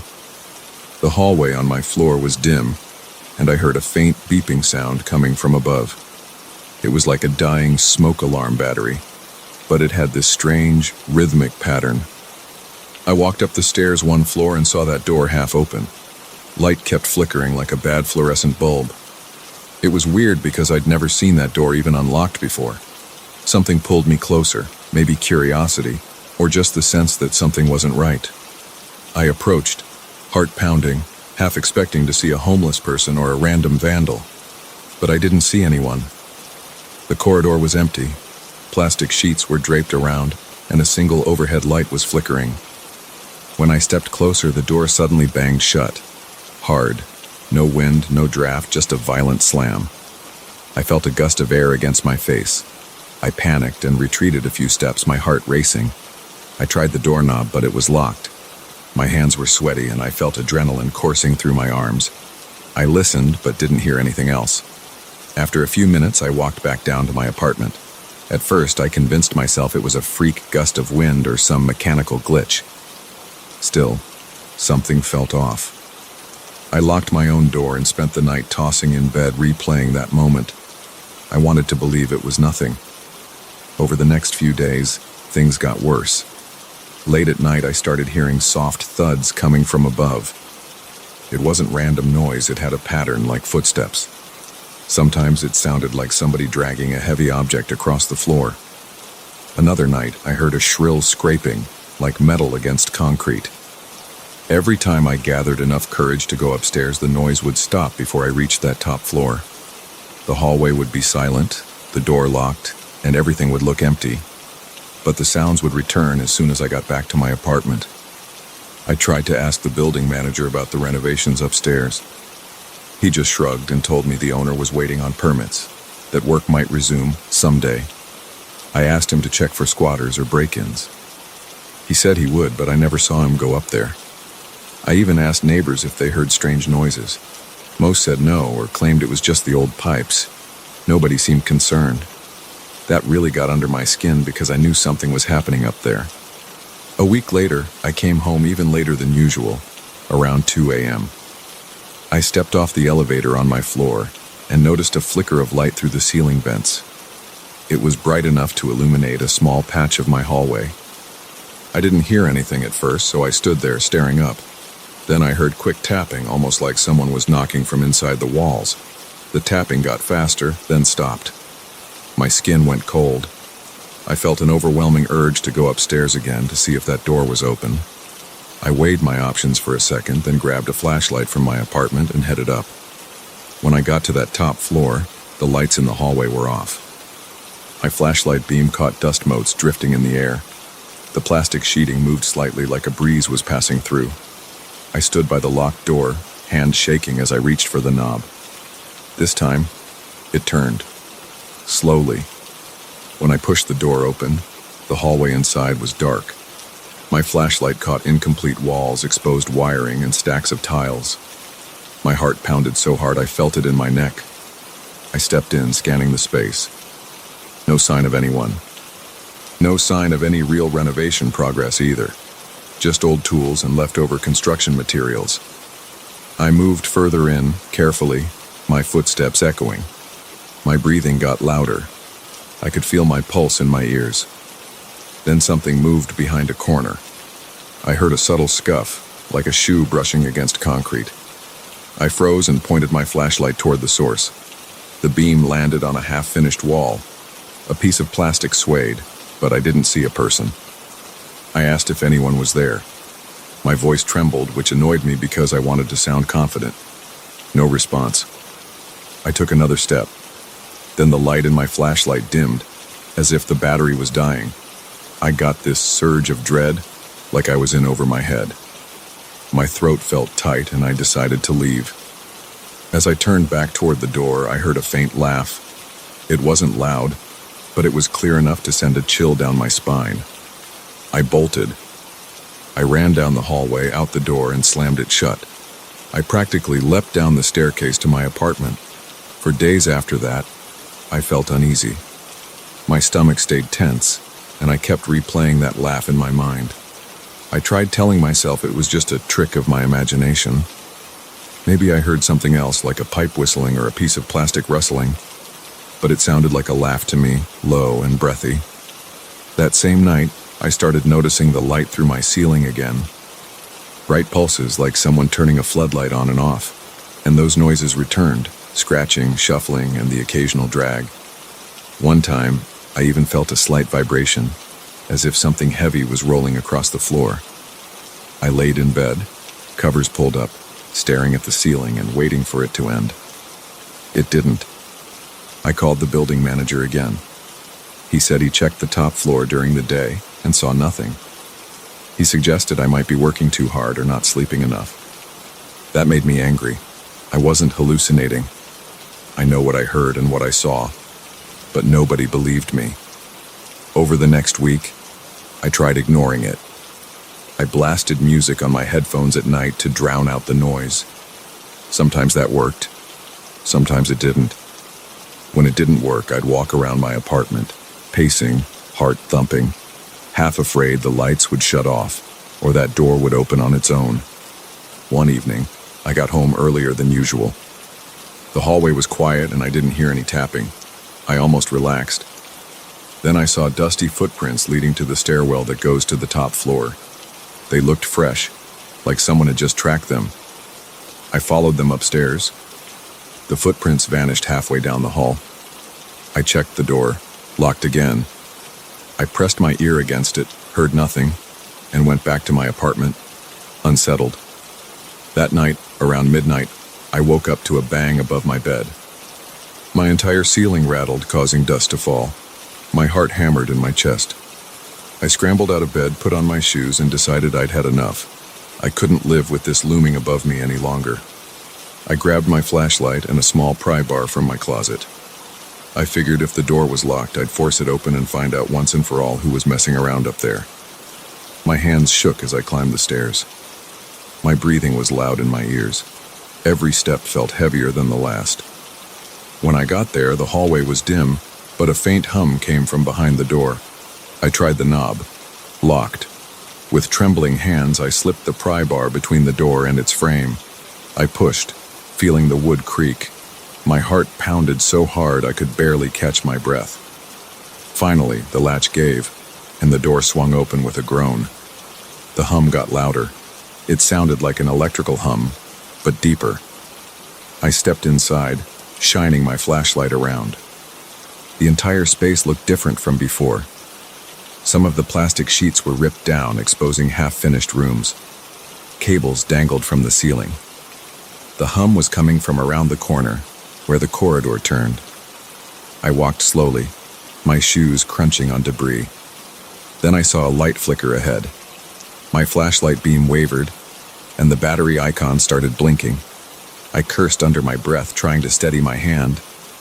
My stomach churned. Every hair on my arm stood on end.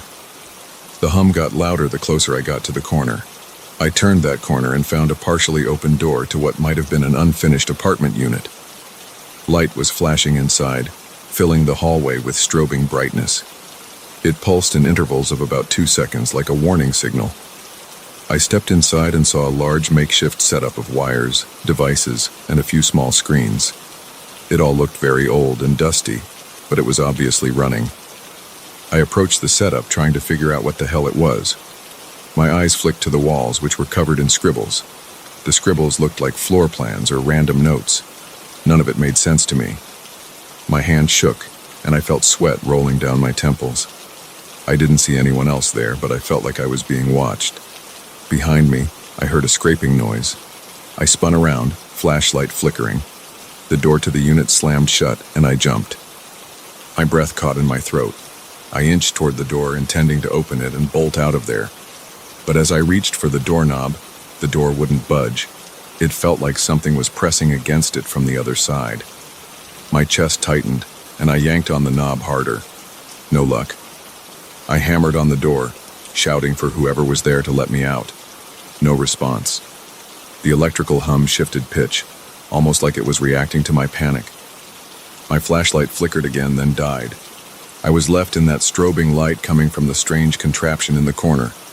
I fumbled with my phone, but it showed no signal, and the flashlight app wouldn't turn on. I felt a vibration beneath my feet, like something large was moving under the floor. My pulse skyrocketed. The hum got louder, and my ears started to ring. Then, abruptly, the strobing light shut off. The room went pitch black. My eyes struggled to adjust. I pressed my back against the wall and listened. Nothing for a few seconds. Then I heard slow, dragging footsteps on the other side of the door. They moved away, growing fainter. I didn't know if that was good or bad. My legs were shaky, and I felt goosebumps all over. I forced myself to try the door again. This time it opened. I slipped out and hurried down the corridor toward the exit. My adrenaline was through the roof. I nearly tripped over a piece of broken wood in the hallway. I got back to the stairwell, breathing so hard my lungs hurt. The door to the stairwell was propped open with a cinder block. As soon as I stepped through, it slammed behind me. I didn't look back. I ran down the steps, skipping 2 or 3 at a time, until I reached my apartment floor. Once inside my own unit, I locked the door and slid down to the floor, trying to calm my breathing. My heart thudded in my chest, and I felt sweat soaking my shirt. I stayed like that for a long time, listening for more noises. Eventually, I heard a faint knock above me, just one single knock, like a warning. After that, it went silent. I haven't gone back upstairs since. The noises haven't stopped completely, but they come and go. The lights still flash sometimes, but less frequently. I've tried complaining to the manager again, and he just ignores me. I've thought about calling the cops, but I don't know what I'd tell them. Nobody else seems to hear or see what I see. My friends say I should move out, but money is tight, and this is the only place I can afford right now. Besides, I'm not convinced leaving would solve anything. I feel like whatever's up there knows I'm curious, and it's waiting for me to try again. I can't shake the sense that if I go back, things will escalate. So, I live my life around this constant tension. Every night I come home and listen for those thuds.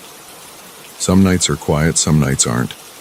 When I see the light flicker, I force myself to ignore it. I try to keep my mind on work, on errands, on anything else. But it's always in the background. That top floor is like a locked secret I stumbled on by accident, and now it won't let me go. It's a waiting game. I can still hear that faint hum sometimes, even through my walls, like it's calling to me. I don't know what's really going on. I don't know if anyone else is ever going to acknowledge it. All I do know is that it's there and it isn't finished with me yet. And every time I walk through my hallway, I look at the ceiling, half expecting that bright light to shine through again. I never know what I'll do if it does, but I'm sure it's coming, and I'm sure it's only a matter of time.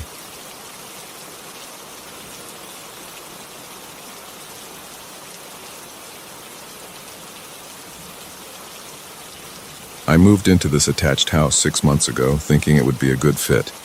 The location is convenient and the interior layout is simple, but something is off.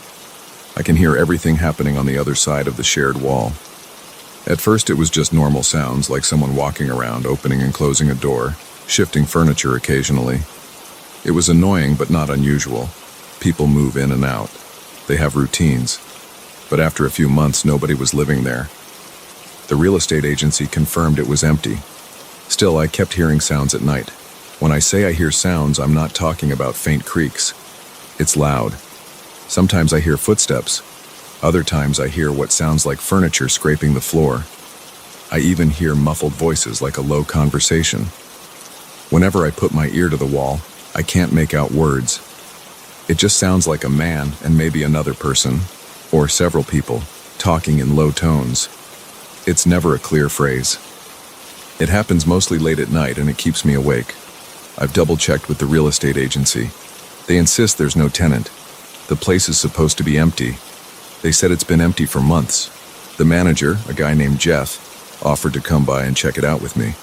I was relieved that someone took me seriously, but I also worried I was making a big deal over thin walls and random building noises. When Jeff showed up, it was around 9 in the morning on a Thursday. He had a key. We walked over to the front door of the adjoining unit. There was a small porch with peeling paint. The windows were closed. I tried to peek inside, but I couldn't see much. The blinds were down. Jeff unlocked the door and stepped inside. The first thing I noticed was the musty smell, like a place that hasn't been aired out in a long time. The air felt stale. Dust covered the floors and windowsills. I followed Jeff through the living room and kitchen. The electricity was off. Each step kicked up dust, and I heard my own breathing echo in the empty space. It was obvious that nobody had lived there in a while. The rooms were bare, with old scuff marks on the walls and floors, but no fresh footprints, no recent trash or anything that suggested active occupancy.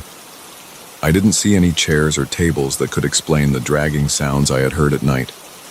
The place looked abandoned. Jeff pointed out that the water was off, the power was off, and there was no sign of forced entry. He walked around for a few minutes, checking windows, doors, and corners. He shrugged and looked at me. He reminded me that sometimes old houses make noises, or maybe I was hearing something from the street. I felt a slight embarrassment. My palms were sweating. I wanted proof of what I heard, but there was nothing to show. We left and locked up. Jeff told me to call if I heard anything else. That evening, I sat in my living room with the TV on low volume. My mind drifted to the empty space next door. Everything had looked vacant, so maybe I was just imagining things. I started to doubt myself. Around midnight, I turned off the TV and got ready for bed. I lay there, staring at the ceiling in the dark, listening. At first, there was silence. I could hear my own heartbeat in my ears. Then, just after 1 a.m, I heard a single creak. It sounded like someone stepping on a loose floorboard. My body tensed. I held my breath. Another creak came, then another. They were slow and deliberate, like careful footsteps. I sat up in bed. My mind raced. I imagined a squatter in the next house moving around in the dark. I reached for my phone and thought about calling the police. But I also remembered how the place looked during the day. It was empty, covered in dust. It made no sense. I listened for a while longer, trying to see if the sounds might come from outside. But they were coming from the wall. It was the same spot where I heard the footsteps before. I could almost feel the vibration. Then I heard something like a piece of furniture scraping the floor. It was brief, a short squeak, but it was unmistakable. My chest felt tight. I swung my legs over the side of the bed and stood up, not sure what I planned to do. I stepped carefully into the hallway and pressed my ear against the wall. The noises stopped. I didn't hear any voices this time, just my own breathing. I stayed like that for a minute, waiting for more sound. Nothing. I went back to bed, but I couldn't sleep. My mind kept replaying the sounds. I woke up the next morning feeling groggy and on edge. I called Jeff again and told him I heard more noises. He sounded tired of it, but told me he'd drive by in the afternoon to make sure no one had broken in.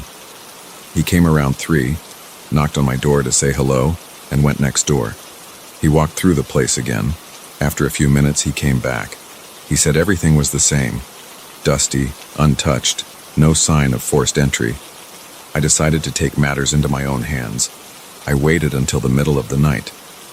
Around 1 or 2 in the morning, I got up and pressed a glass tumbler against the shared wall.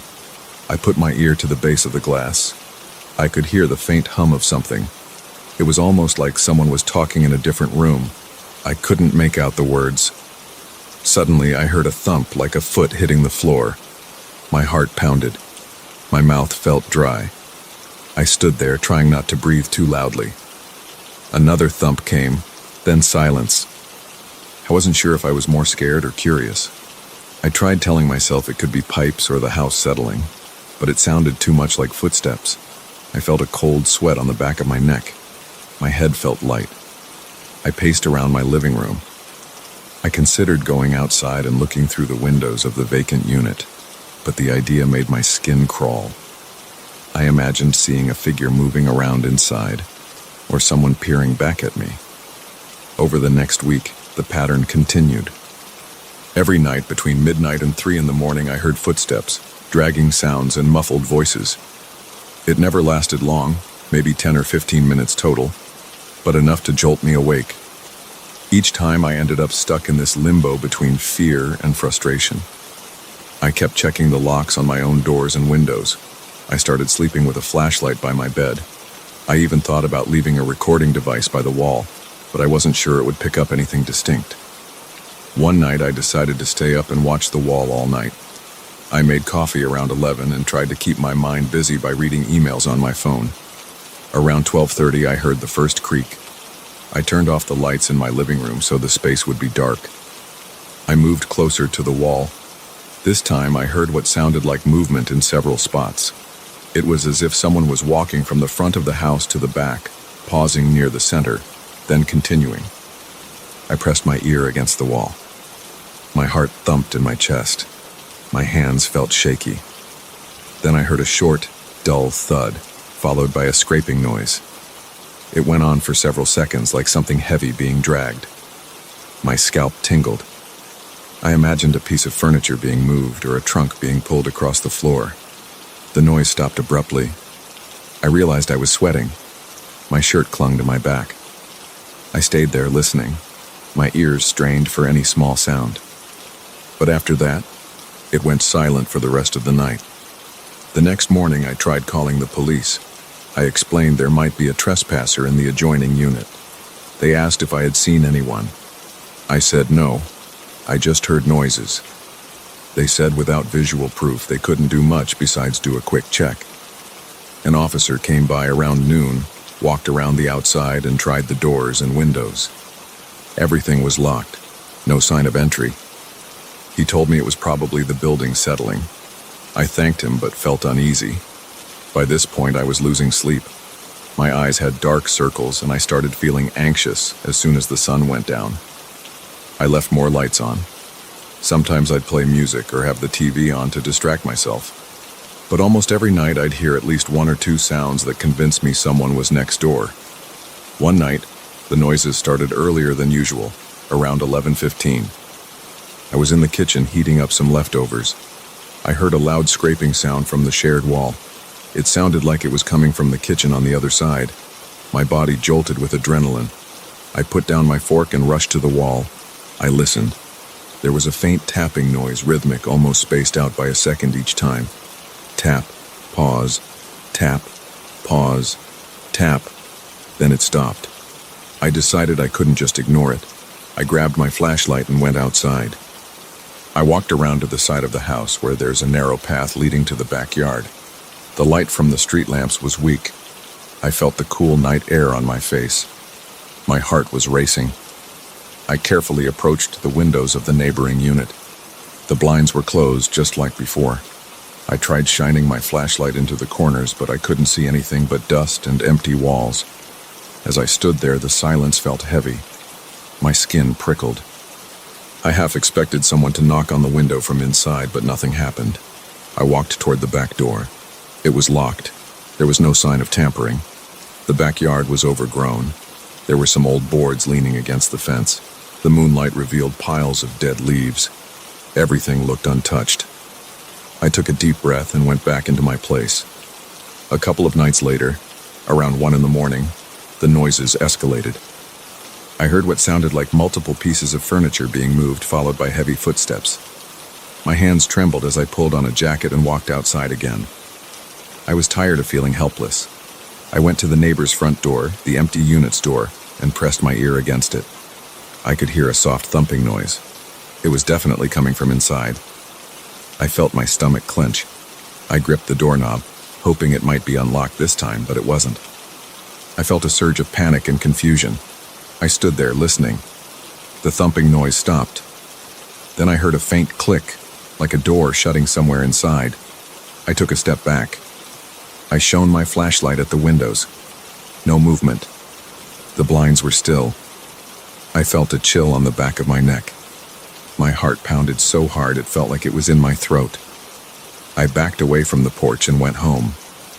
The next day, I called the real estate agency again and insisted they do a full inspection, maybe even change the locks. Jeff agreed to send a locksmith and check the place thoroughly. When I got home from work that day, I saw Jeff and a locksmith finishing up. Jeff told me they changed both the front and back door locks. He gave me a nod that said, "We're doing everything we can." I thanked him. I felt a little better, hoping the new locks would stop any intruder. That night, I braced myself for the usual sounds. I tried to relax by watching a movie. Around midnight, I turned off the lights and got ready for bed. I lay there, listening. I heard a faint creak, but nothing else. I almost managed to fall asleep. Then, around 1:30, I heard the dragging noise again. It was loud. I felt my body tense up.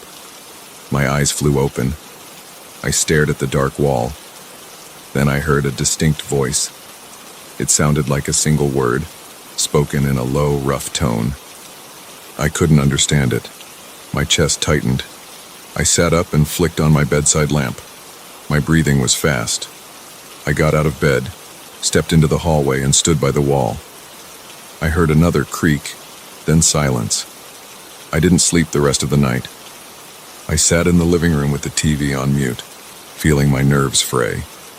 Now I'm at the point where I don't know what to do next. The locks have been changed, the place is supposed to be empty. The police did a quick check and the real estate manager swears no one's there. But I still hear something. It's always late at night. It's always footsteps, dragging sounds, and low voices. I've considered moving out, but that feels like giving up. I want to figure out what's going on. I'm not saying it's supernatural. I just know the place next door shouldn't have any activity at all. Yet every night I hear it. The walls are thin and I can't ignore it. I keep hoping the sounds will stop, that maybe it was some strange structural noise or a passing phase. But as of now, it hasn't stopped. It hasn't even slowed down. That's where things stand. I'm still here, sitting in my living room late at night, waiting for the noises. My hands feel damp. My head throbs from lack of sleep. Every time I drift off, a sudden creak or tap jolts me awake. I'm stuck in this cycle of dread and curiosity. I can't explain what's happening, and nobody seems able to help. Tomorrow I might call the real estate agency again. Maybe I'll ask them to let me walk through the place at night, even though it freaks me out. I need to see for myself if there's anything inside that could be making these sounds. At this point, I'm determined to find answers. I'm tired of feeling my pulse pound every time the floorboard creaks next door. I just want one night of quiet. I want to feel normal again. But right now, that other side of the wall is alive with movement. It won't let me forget. It's there, every single night, reminding me that something or someone is in that house, even if everyone claims it's empty.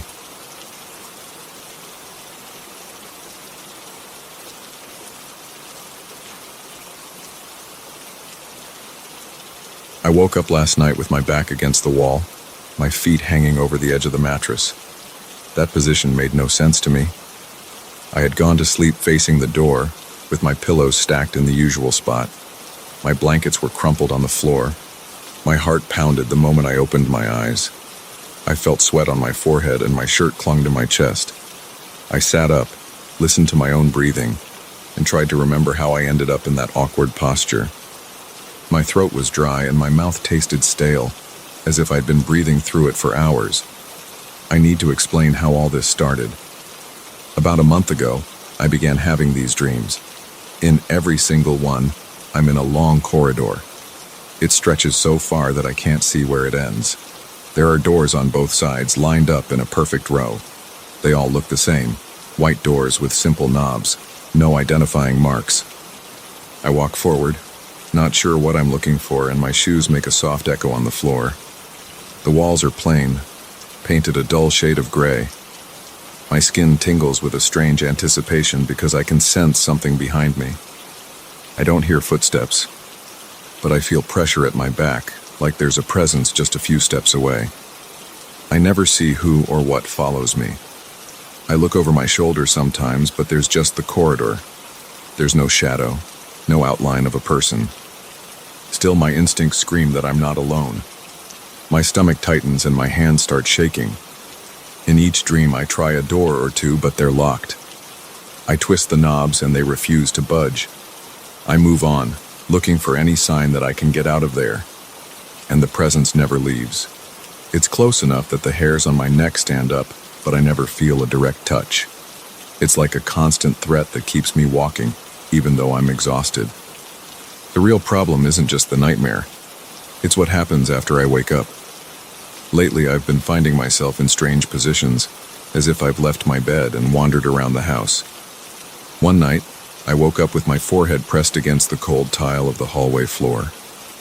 Another night, I found myself in the living room standing in front of the TV with the remote in my hand. When I snapped out of it, the TV screen was black, and my reflection stared back at me. I started making a habit of checking the interior doors in my home. I lock them before bed, or at least I make sure they're firmly closed. By morning, some are wide open. It's never all of them at once. Sometimes it's the door to the bathroom. Other times, it's the door to the closet near the front entrance. A few days ago, I locked the basement door, but the next morning, it stood ajar. The doorknob was cool to the touch when I found it, like someone had just released it. That detail made my arms break out in goosebumps. At first I tried to ignore it. I told myself it was just sleepwalking. Maybe I was stressed, and my mind was playing tricks on me. But the feeling of being followed in my dreams made me anxious the rest of the day. I walked around with a knot in my stomach, jumping at small noises. The pipe in the kitchen would rumble when I turned on the faucet, and I'd practically drop whatever I was holding. My phone would buzz in my pocket and I'd flinch. This hyper-awareness felt ridiculous, but I couldn't shut it off. 2 weeks ago, I placed a small camera in my bedroom, hoping to catch some footage of my nighttime wanderings. It's a cheap camera that records when it detects motion. The next day I checked the memory card. The footage showed me sitting up around 3 a.m. My eyes were open, but I looked blank, like I wasn't really awake. I got up, walked straight to the door, and disappeared into the hallway. 5 minutes later I returned and lay back down in bed. There was no hesitation in my steps. I moved with a sort of calm purpose, but I had no memory of it. I tried to expand my surveillance to the hallway, but the battery on that camera died after 2 nights. During those nights, I noticed another odd pattern. I woke up feeling more tired than usual, with my shirt on backwards or my socks missing. Each morning, I discovered another door open in the house. It wasn't consistent which door, but it was always one I'd closed or locked the night before. My dreams kept returning, too. I saw that infinite corridor, that row of white doors, and felt the same ominous presence trailing me. A friend suggested I see a doctor or try sleeping pills, but I worried about losing my awareness during the night. I felt like I needed to be conscious of what was happening, even if I was half asleep. I also thought about trying to stay awake all night to see what I might do. So I brewed a full pot of strong coffee around 10 p.m. and spent the evening pacing around the house. I kept the lights on and the TV tuned to some late-night show. Around midnight, my eyes burned and my muscles felt heavy. My limbs ached from the tension I'd been carrying. By 2 a.m., I was dozing off on the couch, so I forced myself up again, splashed cold water on my face, and stood in the kitchen for a while. My shoulders felt stiff, and I rolled them a few times to loosen up. At 3 a.m., I couldn't keep my eyes open any longer. My head felt like it weighed 100 pounds. I'm not sure when I fell asleep, but the next thing I knew, the sun was shining through the living room window. I was sprawled out on the couch with a blanket I didn't remember grabbing. I had the usual layer of sweat on my face and my heart felt sluggish. I checked the house. The basement door was open again, the knob turned all the way to the side. I slammed it shut and felt a burst of anger shoot through my chest. My hands were shaking and I had trouble taking a steady breath. That day I avoided going to work. I felt too exhausted and too jumpy to be around people. My phone vibrated with texts from coworkers, but I ignored them. I spent the day cleaning the house, making sure every door was in proper order, checking all the locks. I even tested the basement door. The lock clicked into place. I jiggled the knob a few times and it stayed secure. Then I locked my bedroom door as an extra measure. I felt silly, but I needed to do something that made me feel in control. That night I went to bed early, determined to rest. I still woke up in the middle of the night, drenched in sweat with my heart racing. My dream had been the same. The corridor, the identical doors, the relentless feeling that someone was right behind me. When I woke, I checked my phone's clock. It was 3:28 a.m. I noticed that my bedroom door was unlocked, even though I had locked it. I touched the doorknob and it turned easily. My mouth went dry. I decided to open the door and look around the hallway. It was dark and quiet, but I felt a chill wrap around me. My arms trembled and I could almost hear my own pulse. I walked into the living room and flipped on a lamp. The couch looked exactly the same as before. I checked the basement door. It was open about 3 inches. My breath got shallow. I closed it and locked it again. Then I stood there for a few seconds with my forehead against the wood, trying to calm myself. My arms felt weak and my legs were unsteady. I locked every other door in the house once more. After that, I returned to bed, but I couldn't sleep. My mind replayed the same images: endless hallway, white doors, something behind me. The next afternoon, I went outside to walk around the block and clear my head. The cold air felt good against my face. My feet ached, and my back felt stiff. I couldn't stop thinking about what was happening at night. I knew it wasn't normal sleepwalking. The way the doors were unlocked or opened felt deliberate. My body felt tired all day, like I never got real rest. My eyes stung and my thoughts felt jumbled. A few days later, the dreams escalated. In one dream, I touched a doorknob in the corridor. It clicked, and I managed to open it a crack, but then it slammed shut on its own. I woke up in the kitchen, standing by the table. The overhead light was on, and I don't remember turning it on before bed. I smelled dust and stale air. My throat hurt. I must have been breathing through my mouth again. My chest felt tight. I took a few sips of water straight from the kitchen faucet. My reflection in the window looked pale, with dark circles under my eyes. That same night, I heard a noise as I tried to return to bed. It sounded like the click of a doorknob turning. I froze. My pulse pounded in my temples. I looked around, but I didn't see anyone in the hallway. I took a slow step forward. My knees felt like they might give out at any second. I listened for a few more seconds, but everything was silent. I went back to my room, locked the door, and pressed my back against it, waiting to see if I heard another noise. Nothing else happened, but my thoughts wouldn't settle. It took me hours to fall asleep again. The next morning, I searched the house again. All the doors were open, even the closets. I felt the rush of cold air from the open basement door. It smelled musty down there. My stomach churned as I closed every door once more. I kept thinking about the dreams, about the presence right behind me. I needed answers, but I didn't know where to start. I thought about installing better locks or even changing them altogether. I contacted a locksmith that day and asked about high-security locks for interior doors. He probably thought I was paranoid, but he agreed to come by the next morning. That night, I did my best to sleep normally. I still woke up around 3 a.m., sweaty and disoriented. I found myself on the floor beside my bed, leaning against the wall, my pillows scattered around me. My legs were sore, and my back ached. My heart raced as I tried to gather my thoughts. I felt this overwhelming dread, like the dream had left a physical imprint on my nerves. I checked my phone. The time read 3:09 a.m. I braced myself before opening the bedroom door. Sure enough, the hallway light was on, and the basement door was open again.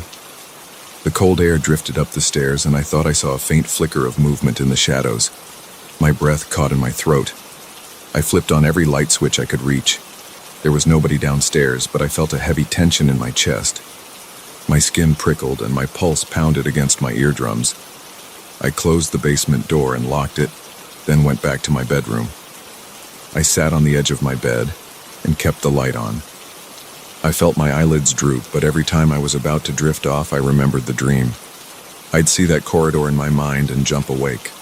By morning, I was more tired than ever. When the locksmith arrived, he looked around and asked if I was sure I wanted these expensive locks for interior doors. I nodded. I watched him install better locks on the basement door, the hallway closet, and my bedroom door. The entire time, my stomach was in knots. I imagined the nights ahead and prayed this would stop my midnight wanderings. That evening, I tested each new lock. They clicked firmly into place, and I felt a small sense of relief. I went to sleep, expecting some improvement. Instead, my dream returned with the same force. The corridor stretched on forever. My heart hammered in my ears as I took slow steps forward. I heard a faint breathing behind me this time. It sounded deep and steady, but I still couldn't see anyone there. I tried to open a door, but the knob was stuck. My chest tightened and my hands shook. I wanted to turn around and face whatever was behind me, but I couldn't.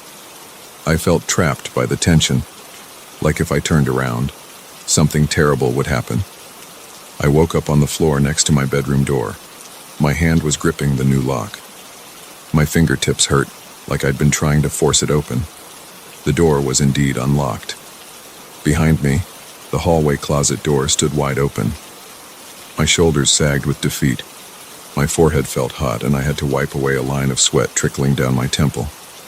Now I'm sitting here, fully awake, in my living room.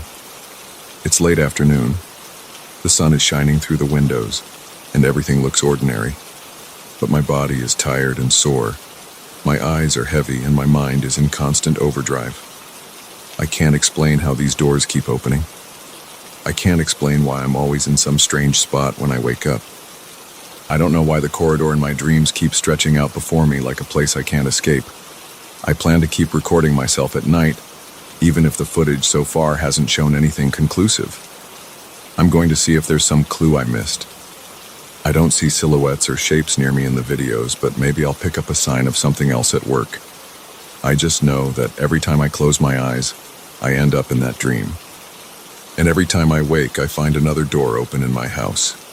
My nerves are shot, and I keep checking over my shoulder even when I'm fully awake. I can't shake the feeling that something is watching me. I can't prove it, but my instincts won't let me ignore it.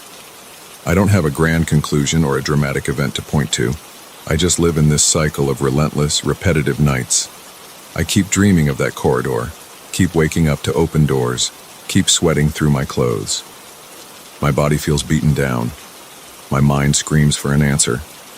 But all I can do is wait for the next night, the next dream, and the next moment I wake up in some strange spot, wondering if the door behind me is open again.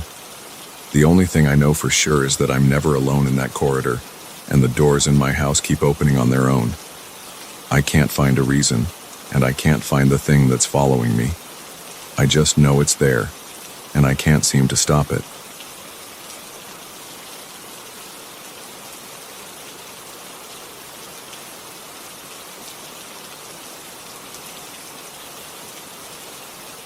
I want to get right to the point. I found an odd black stone amulet shaped like an eye at a flea market last month, and I can't stop thinking about it. I'm a 34-year-old guy who usually ignores old trinkets and dusty relics, but this thing pulled me in before I knew what was happening. I walked by the vendor's table, spotted the amulet, and felt a sharp tingle in my chest. It was like my body recognized it, even though I'd never seen anything like it before. The vendor, an older man with a stiff posture and a shaky voice, told me to leave it. He said it wasn't for sale. I thought that was odd, considering his entire table was covered with stuff he was trying to sell. I pressed him a bit, and he refused to name a price. It took a minute of awkward silence before he finally gave in. He mumbled something about regret, and then handed it to me. I paid in cash, and he turned away with a stiff look on his face. I left the market without feeling excited about my purchase. Instead, I had this strange, uneasy sensation. The stone was cool against my palm. It had that slick texture that comes with polished surfaces, but there were rough edges around the carved pupil area. I kept running my thumb over it in the car, almost like I needed to make sure it was still there. Every few minutes, I caught myself gripping it harder, as if something might take it away. When I got home, I placed the amulet on my living room table and stared at it. My apartment is small: a living room, a kitchen off to the side, a cramped bedroom, and a tiny bathroom. I don't keep many decorations, so the amulet stood out. It looked wrong on my cheap coffee table. After a few minutes of staring, I felt a dull pounding in my temples. I picked it up again, feeling an odd relief the moment it touched my skin. I decided I should put it in my nightstand drawer. I'm not sure why. I guess I didn't want it lying around where guests could see it. Not that I have a lot of visitors, but it felt too personal to leave out. That first night I had trouble sleeping. I'm not prone to insomnia, so I got annoyed when I found myself wide awake at 2 a.m., listening to the sounds of my radiator. At one point I heard a faint buzzing noise, like an electronic device on standby. I sat up, flicked on the bedside lamp, and looked around. My phone was on the charger, silent. My clock radio was off. I leaned closer to my nightstand. The buzzing seemed to come from inside the drawer. I felt a knot in my stomach as I opened it. The sound stopped the moment I looked at the amulet. It was just a carved piece of stone. There was no mechanism inside. It didn't glow or shift. It was motionless. I picked it up, feeling silly. I wondered if I was imagining things because I'd been stressed lately. Work had been rough. My boss had me on tight deadlines, and I was behind on a few tasks. Maybe that tension was messing with my head. I pushed the amulet to the back of the drawer and closed it. The rest of the night I kept waking up every hour. I didn't remember any dreams in detail, but I woke up sweating as if I had run a marathon in my sleep. Over the next few days I avoided the amulet. I left it in the drawer and tried not to think about it. But at night I heard that buzzing again, and it only stopped when I opened the drawer. I never caught it buzzing directly. It always went silent the second I reached in. I felt irrationally angry at this thing. My logical side told me it was nothing, but my gut tightened whenever I thought about the shape of that carved eye. By the end of the week, my appetite was shot. My head throbbed in the afternoons, and I found myself drifting off at my desk. One time, I glanced at my phone and realized I had been staring at a blank screen for 10 minutes. I didn't even know what I was thinking about. I felt dazed, as if I'd been somewhere else mentally. My coworkers asked if I was sick. I shrugged and said I was fine. I wasn't about to mention the weird amulet in my drawer. On the weekend, I tried to distract myself. I got up early on Saturday, went for a jog, and came home drenched in sweat. I felt a little better after a shower. I looked at the drawer again and felt a nasty chill on the back of my neck. Without thinking much, I yanked the drawer open, grabbed the amulet, and shoved it into a box in my closet. I heard a soft thump when it hit the bottom of the box. Then I slammed the lid shut. That night I slept okay for a couple of hours, but I woke up at around 3 a.m. with a fast pulse. My sheets were damp from sweat, and I sat up, breathing hard. The side of my head ached and I could still hear that buzzing, but this time it sounded muffled. I realized I was hearing it through the closet door. My heart hammered. I wasn't imagining it. There was a noise coming from that box. I felt a rush of anger. I jumped out of bed, walked to the closet, and opened the door. I stared at the box. I could feel the sound vibrating through the cardboard. It made my teeth clench. I lifted the lid and saw the amulet resting on an old pair of gloves. It looked the same as always, with that black, polished surface. The buzzing got louder when I moved closer. My ears popped, and my skin felt prickly. I picked it up in my right hand. The buzzing stopped. My arm tingled from my wrist to my shoulder. I felt a flutter in my stomach. I stood there in my dark bedroom, breathing heavily, holding a cold stone that didn't belong in my home. I set it down on the top shelf of the closet away from the box. I wasn't sure what else to do with it. My mind was foggy. I went back to bed but barely slept. The next few days blurred together. I worked, ate bland meals, and came home feeling tense. My phone calls with friends were short because I couldn't focus on conversations. I tried to watch TV, but my eyes kept drifting to the bedroom door. I thought about taking the amulet back to the market, but the antique fair only sets up on certain weekends and it wasn't scheduled again for another month. I couldn't find a phone number for the vendor. He didn't give me a card, and I hadn't thought to ask. By the second week, I started having vivid nightmares. In one, I was standing in a dark room. The amulet was in the corner, glowing faintly. Then it opened, like an actual eye. I saw a pupil moving, focusing on me. My chest felt tight and I couldn't breathe.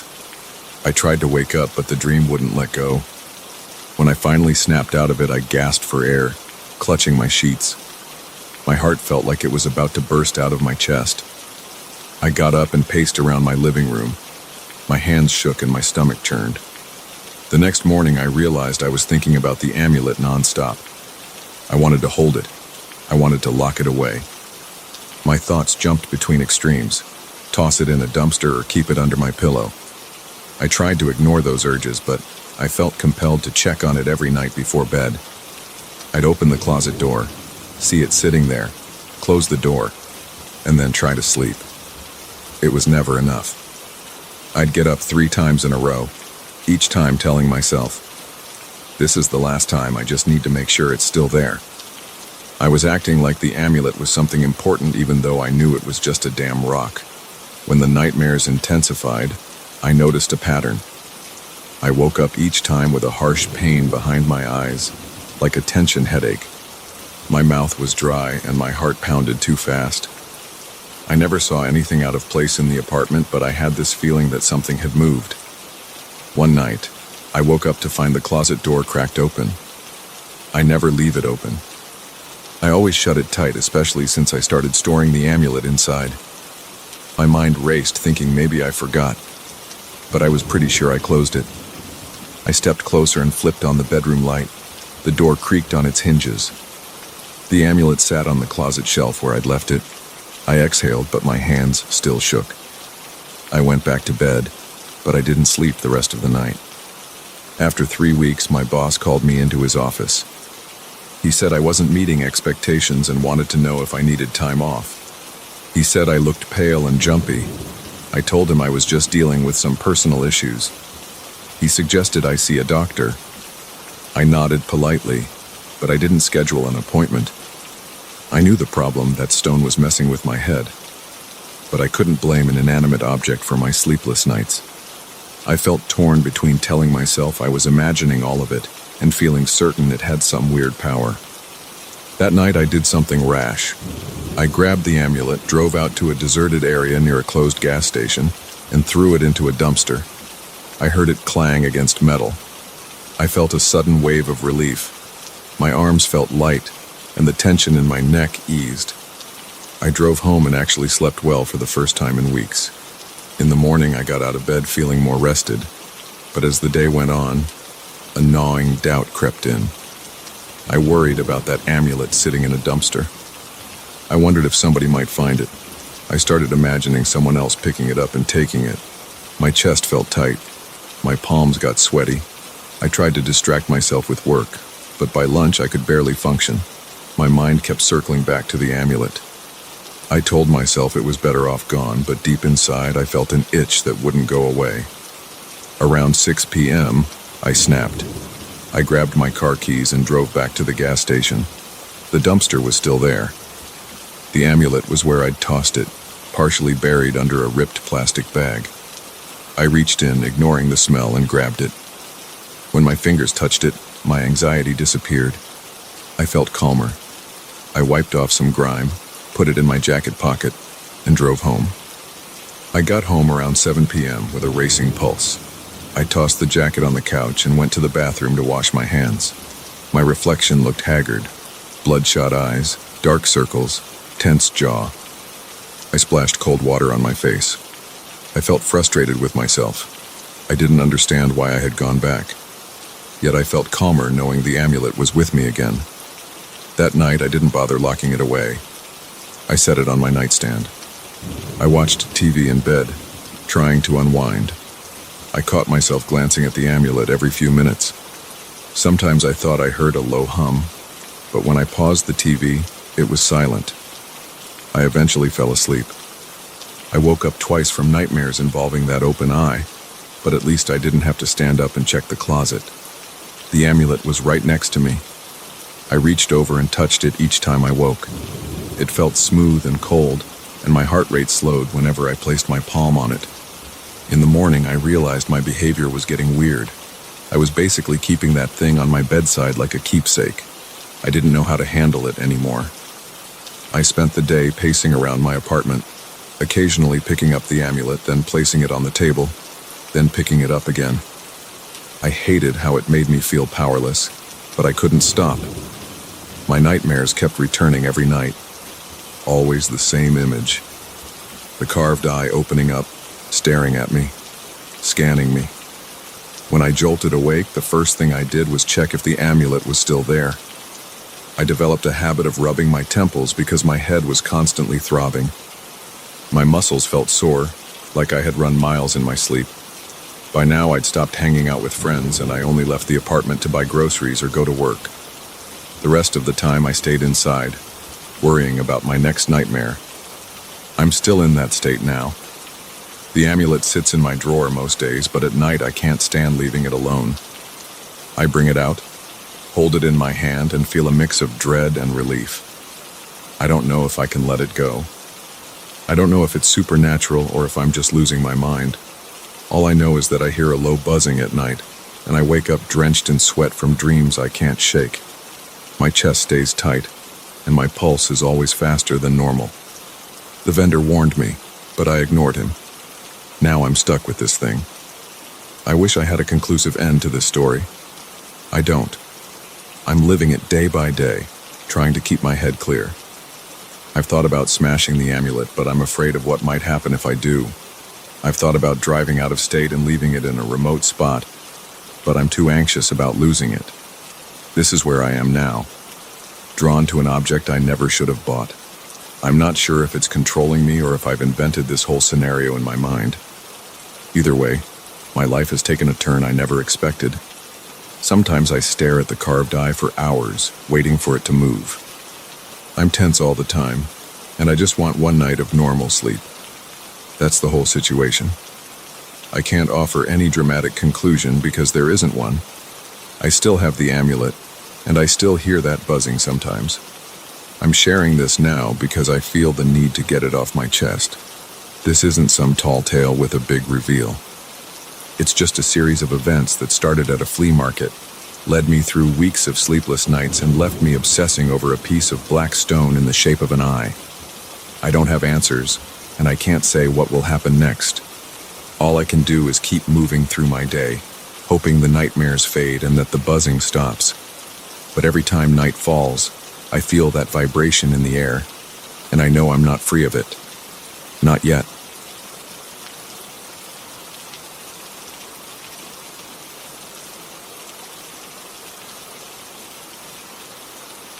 I never expected an elevator ride to make me question my own senses. That's the simplest way I can begin. It started 4 days ago in the building where I work.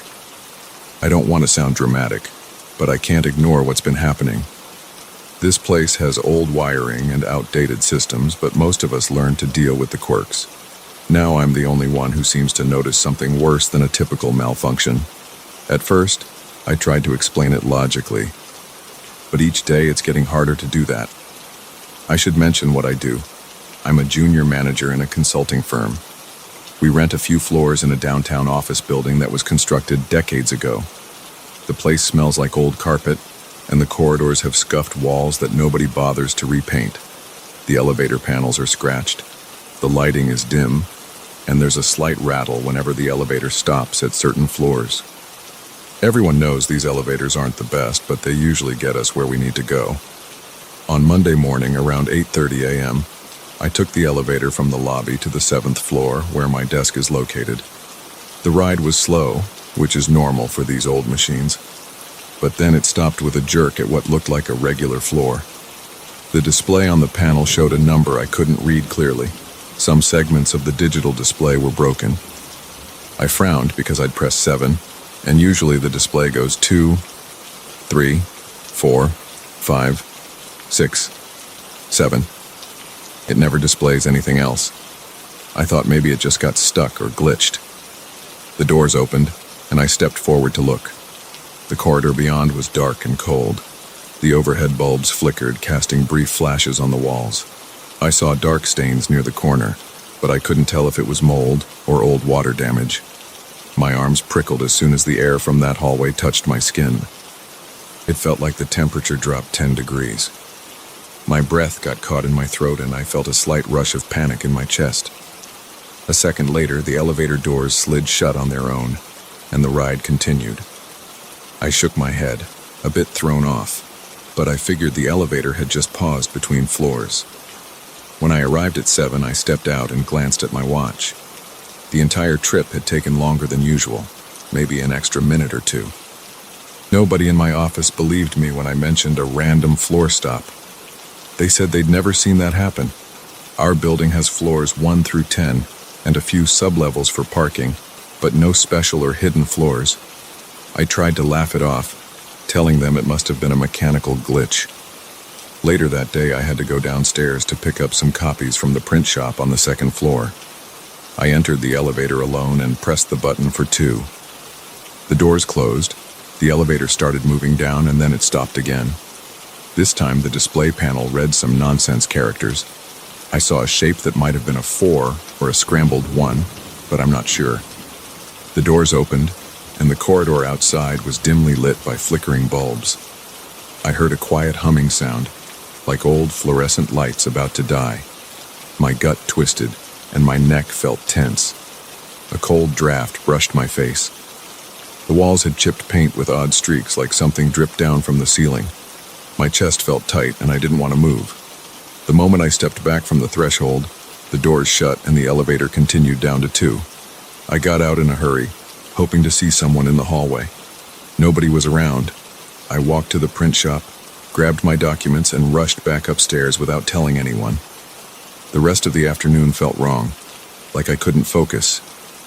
My palms stayed sweaty, and I felt an anxious ache in my stomach. It made no sense that the elevator would stop at a floor that didn't exist.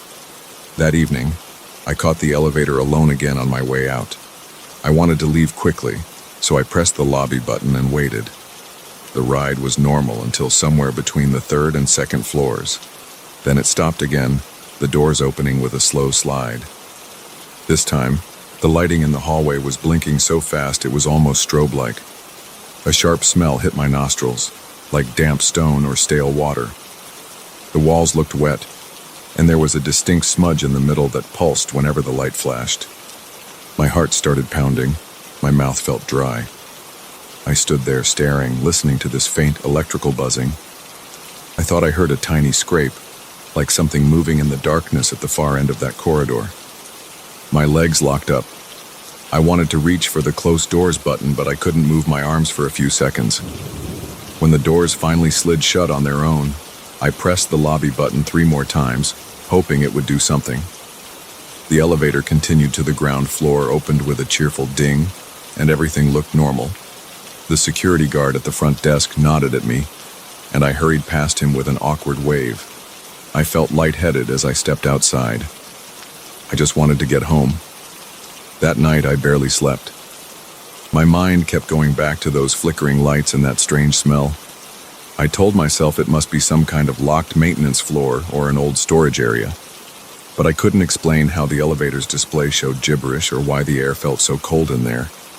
I tried to rationalize it, but my body remembered the fear. My skin felt clammy, and my hands shook a bit whenever I recalled the moment. The next morning, I arrived early, hoping to take the stairs. But the building's stairwell was roped off for maintenance that day. I felt annoyed and a little trapped, so I boarded the elevator with 2 other coworkers. We chatted about a big meeting, and I tried to act normal. The elevator passed floors 2, 3, 4, 5, 6, then stopped cleanly at 7. No random stops. I sighed in relief and let out a short laugh. My co-workers looked at me strangely. I brushed it off and walked to my desk.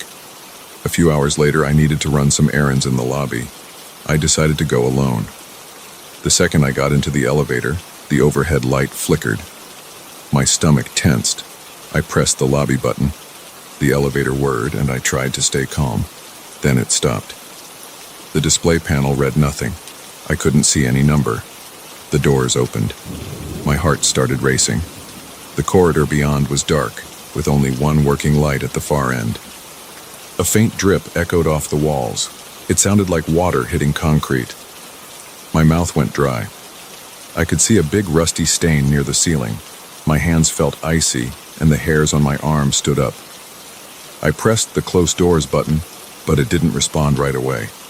The dripping sound got louder. A low hum or vibration seemed to come from the walls. Then the elevator doors slid shut, and it took me to the lobby.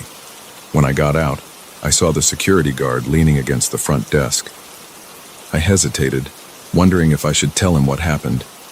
My feet felt heavy and my throat felt tight. I didn't want to sound crazy. I asked if anybody else reported weird stops.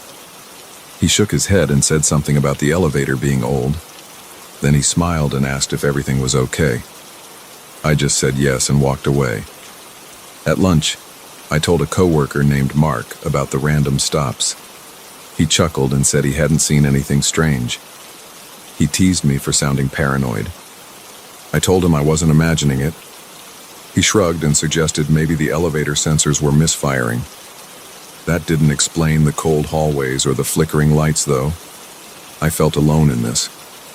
Over the next 2 days, the elevator kept doing it. Sometimes it would open onto these dark corridors when I was alone. Other times, if I rode the elevator with someone else, it acted normal. A couple of times it tried to stop at one of those strange levels, but if I was with a coworker, it would close the doors almost instantly, so they didn't get a look. They never realized anything was off. Each time I saw that weird hallway, it was slightly different. The lights flickered in various patterns. Some walls had fresh stains like greasy smears. Sometimes I heard faint scraping or dripping. Other times I felt a breeze that made my eyes water. The air felt damp and carried a sour odor. My body reacted with chills and my stomach churned. I tried to snap photos on my phone once, but the pictures came out too dark and blurry to prove anything. Yesterday afternoon, after another short but tense ride, I decided I had to do something. I stepped off on my usual floor, marched over to a maintenance worker, and asked him if there was any chance the building had old, disused floors that weren't on the directory. He just looked at me, scratched his head, and said, "No." I pushed him a bit, asking if maybe there was a hidden floor or partial level. He said he'd worked here for years and never heard of anything like that. He seemed puzzled by my questions. I backed off and thanked him. I spent the rest of the day at my desk trying to concentrate on work and failing. Every time I looked at the clock, I felt tension in my chest. I dreaded the moment I would have to use the elevator again. My boss asked me a few questions about a project and I stammered, struggling to give a direct answer. My shirt felt damp with sweat, and my hands trembled. When 5 o'clock came, I stood in front of the elevator for a long time, staring at the doors. Co-workers passed me. Some joked that I looked like I'd seen a ghost. I forced a laugh and waited until I was the only one left in the corridor. Then I stepped inside, pressed the lobby button, and held my breath. The elevator started descending. I felt a slight jolt around the 5th floor. Then it happened. It stopped. The panel was dark. The doors opened, revealing a corridor with flickering lights. The floor seemed warped, like water had damaged it. I could hear a faint, low hum. My heart hammered in my chest.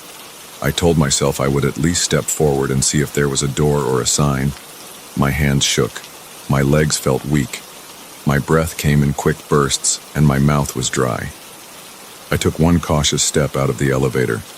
The air felt colder. I could see my breath in front of me. The overhead light flickered.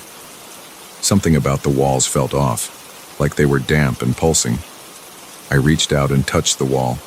It felt clammy, almost slimy. I jerked my hand back. I heard a light tapping noise from somewhere around the corner. My thoughts raced. I felt dizzy, but I forced myself to stay steady. Then I heard the elevator doors start to close behind me. I panicked. I lunged back and shoved my arm between the doors. They opened again as if they recognized the obstruction. My heart pounded so hard it hurt. I stepped back inside, breathing fast, and pressed the lobby button repeatedly. The doors closed, and the elevator continued its journey down. I stayed there shaking until I reached the lobby. When the doors opened, the normal overhead lights in the lobby made me squint. I saw the security guard again, but I walked right past him, heading straight for the exit. I didn't trust myself to form coherent words. That brings me to now. I'm home, and I'm supposed to go back tomorrow morning. My only other option is calling in sick, but I have meetings and responsibilities. My coworkers think I'm acting strange. Nobody else sees these weird floors, or maybe the elevator just doesn't show them when others are around. I keep wondering if something is trying to draw me out, like it wants me to step all the way into that corridor. I don't know why, and I don't know what will happen if I do. My plan is to go in early again and try to catch the maintenance supervisor. I want to see if he'll help me inspect the elevator shafts or the mechanical systems. If there's some glitch in the system, I need to fix it, but something feels wrong about it. My instincts are on high alert. I can't shake the sense that there's more to these hidden stops than broken wiring. Even though I'm shaky and nervous, I haven't told anyone else except for Mark. He thinks I'm overworked. He says maybe I'm having some kind of mild hallucination from stress. But I know what I saw. I felt the cold air and the damp walls. My body doesn't lie. Something in that corridor is real, and it wants me to come closer. It waits until I'm alone. Then it stops the elevator. Maybe it's just a mechanical error, but I can't ignore the unsettling details. Those stains, those flickering lights, that strong chill in the air. I'm sitting here thinking about how to deal with it tomorrow. I'm replaying each stop in my head, focusing on those few steps I took. I remember how the floor felt under my shoes. It was solid but somehow spongy. I remember the stale smell of old water. I recall the soft tapping noise around the corner. I imagine all the possible explanations, but none of them sound sane.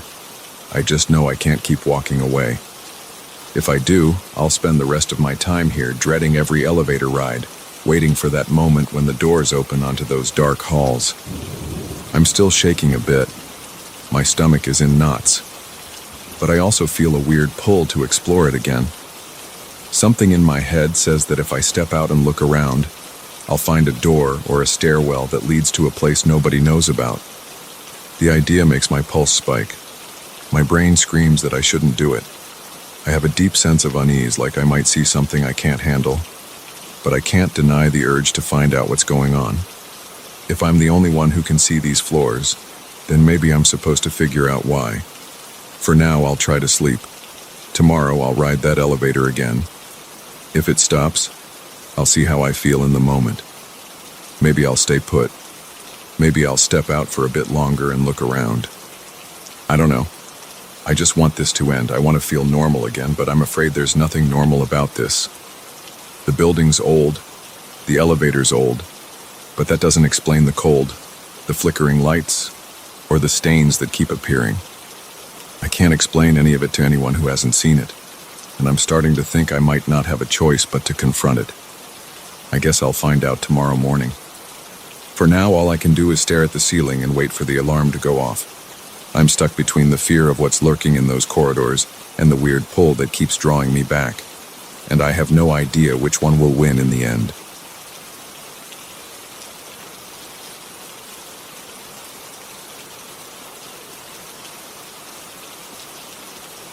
I noticed something was wrong the moment I walked into the cabin last month. The air felt heavy, and I couldn't shake the idea that someone was watching me from the corners.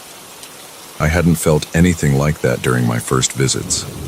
I used to relax in there, drop off my gear, and think only about the fish waiting in the lake. But that day I set down my bag and the back of my neck tingled. I turned around, expecting someone behind me, but nothing was there.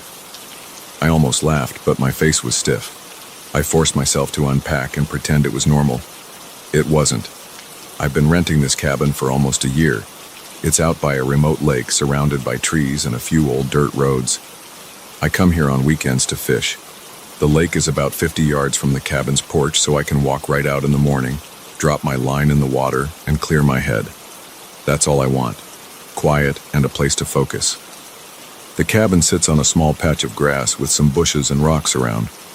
The area is usually silent. I hear wind, small animals scurrying, or the occasional splash from fish breaking the surface. I like the quiet. It helps me think about my next cast or how I'll spend the day. The cabin itself is one room plus a small bathroom. The walls are old wood, and the windows have basic frames. The doors creak. There's a simple kitchen space with a counter, a small fridge, a table, and a couple of chairs. The bed is shoved in a corner. There's not much else. I keep a few extra lanterns around, in case the power goes out. It happens sometimes when there's a storm. The place is small, but it's enough for me. It's always been enough.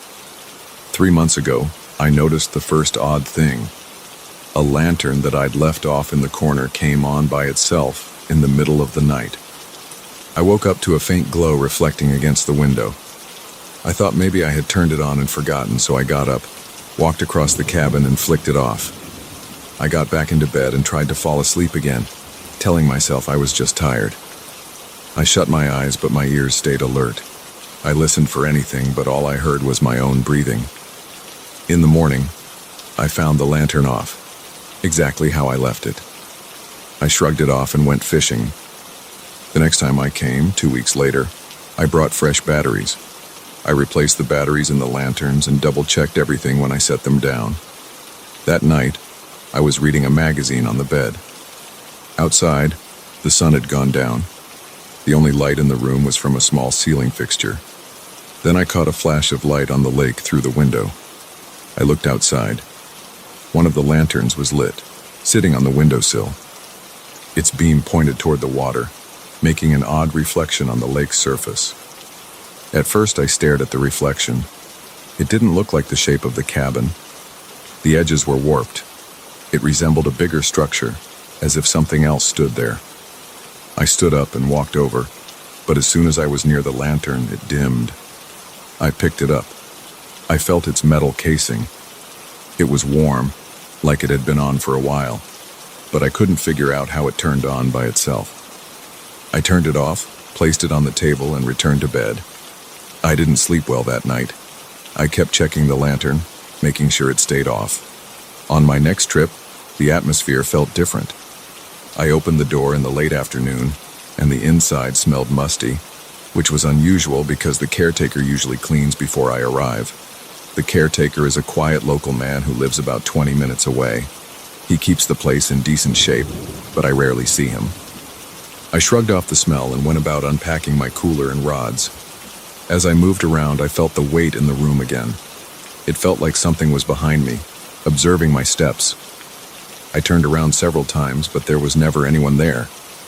The windows were all closed. I checked them out of habit. I saw tree branches swaying, but that was it. Later that evening, after fishing for a few hours, I came back to the cabin and cooked some fish I caught. The sky was dark by then, with only a sliver of moon above the treetops. I placed a lantern on the porch so I could see what I was doing. The flame danced a bit, and the reflection flickered on the lake. I noticed the reflection again. It didn't match the cabin's shape exactly. I could see the outlines of the porch in the water, but there seemed to be an extra section in the reflection, like a tower or another room. I walked to the edge of the lake, peering at the surface. My heart thumped. My chest felt tight, and I found myself holding my breath. I leaned forward, squinting at the reflection. I blinked a few times, but it remained the same. There was a structure in that reflection that wasn't the cabin. It looked tall, with a peaked roof that reminded me of an old barn, but I only saw it on the water. When I lifted my head to look back at the cabin, I saw nothing unusual. No extra tower. Nothing. I looked back at the lake, and the shape was gone. My heart was pounding and my palms felt clammy. I took a few deep breaths and went back inside, locking the door behind me. That night I struggled to sleep. Around 1 a.m., I got up to use the bathroom. On my way back to the bed, I heard a noise outside. It sounded like someone stepping on gravel or crunchy leaves near the porch. I stood still, my muscles tensed, and my jaw tightened. I waited. Then I heard one more crunch. I walked slowly to the window and lifted one corner of the curtain. The porch was dark, but the lantern was on again. The beam shone across the steps, and it lit up a small patch of ground by the door. I saw no one. My heartbeat hammered. I wanted to open the door and look around, but I couldn't make myself do it. I kept picturing someone standing out there waiting. My stomach churned and my hands started shaking. I let the curtain fall. I couldn't see anything else. I waited, listening. After about 5 minutes, I heard nothing more. I finally exhaled and got back into bed, but I didn't close my eyes for a long time. The next morning, I woke up tense. My shoulders ached, and I felt like I'd barely slept. I checked the porch and found the lantern on its side. The batteries were drained. I didn't remember that happening before, but I guessed it had been on for hours. I put it away and tried to focus on fishing again. I walked out to the lake. The surface was calm, and the early sun gave the water a flat, glassy appearance. I tried to concentrate on casting, on feeling the line in my hands, on the subtle tug of a fish. But my mind wandered to the cabin's porch. I kept looking back at it, half expecting to see someone standing there peering through a window. I felt uneasy, but I forced myself to stay, reeling in small fish, tossing them back, distracting myself with the rhythm.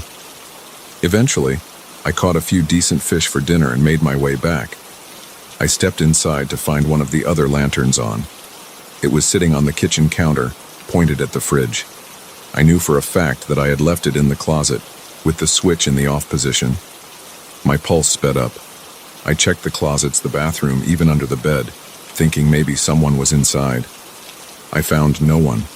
I tried to calm myself. The caretaker had a key, so maybe he stopped by and did something. But why would he turn on a lantern and leave it shining at the fridge? I couldn't come up with a good explanation. I turned off the lantern, locked the door, and checked the windows. They were all latched from the inside. That evening, I decided to keep the lanterns all in one place. I gathered them on the table, removed their batteries, and stored the batteries in a drawer. Then I sat on the porch with a small flashlight. The sun dipped below the horizon. The wind picked up, rustling the trees. I stayed on that porch for an hour, looking at the lake. My eyes scanned the water's surface. I saw the moon's reflection, a few ripples, nothing else. My mind still felt uneasy, but I didn't see that strange shape. I rubbed my face and decided to call it a night. Inside, I locked the door, double-checked the windows, and climbed into bed. The cabin stayed dark. I eventually drifted off. Sometime after midnight, I woke up to a faint glow again. My chest tightened. I rolled over. The cabin was dim, but there was definitely light flickering. I looked toward the table. One of the lanterns was burning, even though I'd removed the batteries. I stared at it for a long moment, trying to make sense of it. My heart pounded in my ears. I got out of bed, forced myself to walk over, and saw that there were no batteries inside. I could see straight through the compartment, yet the lantern glowed. My hand trembled when I reached for it. As soon as I touched it, the light went out. My breathing was shallow and my forehead was damp with sweat. I placed the lantern back on the table. My thoughts were racing. I thought about grabbing my keys and leaving right then. I didn't. I stood there, feeling shaky, until my heartbeat slowed down a little. I told myself I would get some sleep and leave at first light. I lay back down and stared at the dark ceiling. Every few minutes I listened for footsteps. I thought I heard a soft shuffle near the door, but it was too faint to be sure. At dawn, I jumped up. I grabbed my clothes, stuffed them into my bag, and tossed my fishing gear in the trunk of my car. I locked up the cabin and left.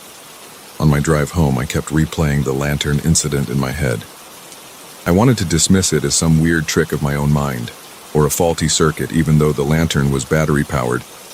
I tried to come up with a logical answer, but I couldn't. I felt my hands clench the steering wheel. By the time I got home, my shoulders were tense and my nerves were shot. The next week I debated whether to return. I eventually did. I convinced myself it was just a quirk of the place, maybe something simple like a wiring issue or my own mistakes. I told myself I just needed to face it. Plus, I'd prepaid for a few weekends, so I drove out again, but I felt uneasy the whole time. When I arrived, the caretaker had left a note on the door saying he hadn't been able to clean the place. It didn't look dirty, but the air was stuffy. I walked around the cabin, making sure the windows were still intact. Nothing seemed disturbed. I went inside. My legs felt unsteady, but I forced myself to sit down and unpack. I set my rods in the corner, put my cooler in the kitchen area, and tried to keep my mind on normal tasks. Around 7 p.m., I decided to fish off the small pier. I watched the sun go down behind the trees. The sky turned gray, and the lake looked calm. Then, from the corner of my eye, I noticed something move by the cabin's window. I turned my head, but the window was empty. I felt that familiar tingle at the back of my neck. I reeled in my line and walked up to the door. I listened. Everything was silent. I opened the door slowly. The interior was dark. I flicked on the main light. The table was just how I left it, but one lantern was on the windowsill again, shining its beam across the water. My chest seized up, and I clenched my teeth. I approached it, noticing the switch was in the off position. The beam still shined. It pointed straight at the lake. I stepped in front of it and glanced out at the water. The reflection on the lake showed a structure that wasn't the cabin. It had rough edges. I saw a shape in one of the windows on that reflection. It looked like a person, but I couldn't make out any details. My eyes felt dry, and my mouth went dry too. I held my breath. My heart throbbed in my chest. I yanked the lantern away from the windowsill. The light blinked out. I looked at the lake again, but the reflection was normal now. Just the cabin and the dark outline of the trees. I wanted to run. Instead, I stood there, panting, trying to calm down. My hands shook. I finished that weekend by barely sleeping. Every small noise made me jump. I had the urge to close the curtains and block out the windows, but I also felt the need to see if anything moved outside. I stayed for 2 nights, catching a few fish, but never really enjoying it. Each night I heard soft clicks and thumps, like the cabin was settling, but it made me picture someone walking around. The lanterns never stayed off. I found them lit in random spots, always pointing at the lake. Each time I'd see that strange reflection in the water, or think I saw a figure standing in that warped silhouette. I never got a good look at it, and maybe that made it worse. I felt cold dread every time I stepped outside at night. My shoulders stayed stiff, and I kept swallowing hard whenever I walked to the lake. I'm still renting the cabin. I haven't given up the contract yet. There's a part of me that wants to face it, to figure out what's causing those lights and that twisted reflection. But every time I go, I feel like I'm being watched. My skin crawls, and my stomach churns. I bolt awake at the slightest sound, fumbling for my flashlight. I once tried to record with my phone, but the battery died halfway through the night, and I never caught anything on camera. It's always just me, standing alone, feeling the weight of whatever is in that cabin with me. Last weekend, I arrived and immediately checked the lanterns. They were all in the closet, off, with batteries removed. By midnight, one was glowing in the bathroom, lighting up the mirror with a shaky, sputtering beam.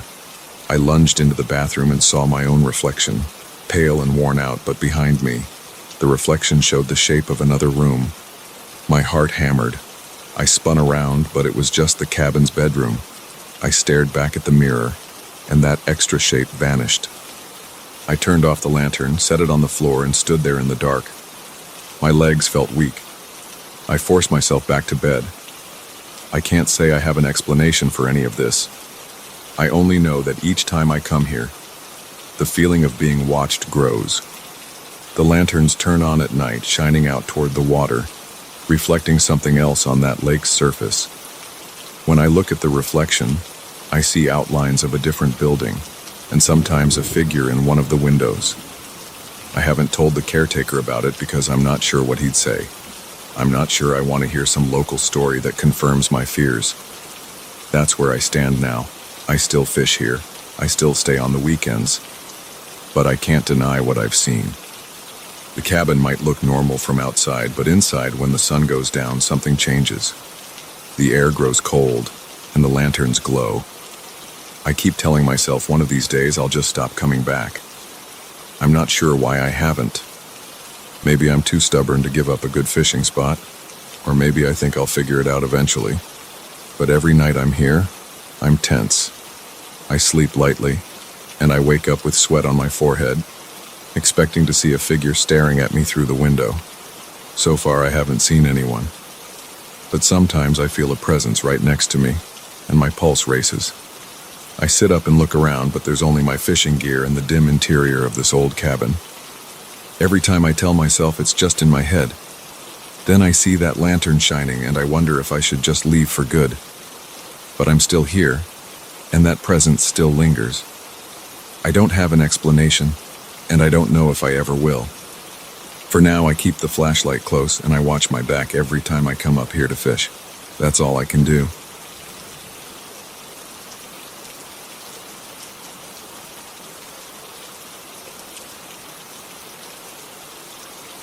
I felt something was off the moment I stepped out of the elevator on Monday night.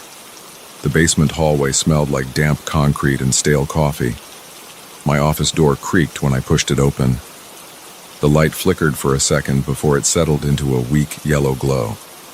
I remember thinking it was just the old wiring acting up, the same way I thought the pipes were just old pipes. But they weren't. Because for the past week, those pipes started whispering my name. I work in a cramped office that sits 2 floors below the street. The walls are brick, painted over in a pale shade of beige that looks more like dirty eggshell. My desk faces a massive ventilation grate on the far wall. The grate rattles whenever the AC kicks in, and that was fine at first. I'm used to the clangs and groans of this ancient building. But 4 days ago, I noticed a soft voice, almost drowned out by the usual hiss of air. It sounded like a person trying to speak from deep inside the ducts. At first, I wasn't sure if I was imagining it. I stood next to the grate, leaned in, and listened. The voice faded in and out, barely louder than a whisper, but it seemed to say my name. I jerked back, my heart pounding. I told myself I was tired. The next day, I stayed late to finish filing some paperwork. My co-workers all left around 6. By 8, the entire basement felt colder than usual. I heard the pipes moan when the heater turned on. The vent rattled and hissed. Then I heard it again, the same faint voice. My name was clearer this time. It came in slow bursts, like the speaker was out of breath. I actually spoke aloud, asking, "Hello? Can you hear me?" My voice echoed in the empty hallway. I pressed my ear to the grate. My pulse hammered in my temples. That's when I noticed a soft, rhythmic sound, almost like breathing. It lasted for maybe 10 seconds, then it stopped. I felt a chill crawl down my arms and settle at the back of my neck. I stepped away, grabbed my jacket, and left in a hurry. I tried to justify it as old building noises. I told myself it was the ventilation motor or some weird echo. But I couldn't let it go. It wasn't just clanking metal. It was too human. The next morning, I arrived and found a note on my desk. It was a piece of torn paper, folded in half. Inside, in shaky handwriting, were the words, "Help me." The letters looked rushed, like someone scribbled them down in a panic. I stared at it for a long time, scanning my office to see if someone had come in as a prank. The door was locked when I got in. Nobody had reason to be here after hours. I checked with the security guard upstairs. He shook his head and said no one had signed in or out all night. He looked bored. He told me the cameras in the basement hallway were out of service. They'd been that way for a while. No budget to fix them. I sat in my chair staring at that note, my stomach knotting. I couldn't ignore it. I thought maybe one of my co-workers was messing with me. But no one acted strange during the day. Everything felt normal, aside from the weird tension in my chest.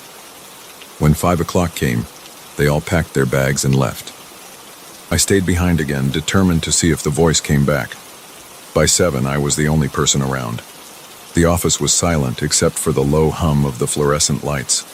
I stared at the ventilation grate. I heard the usual hum of air, but no voice. I told myself I was insane to wait around for something that might not even be real.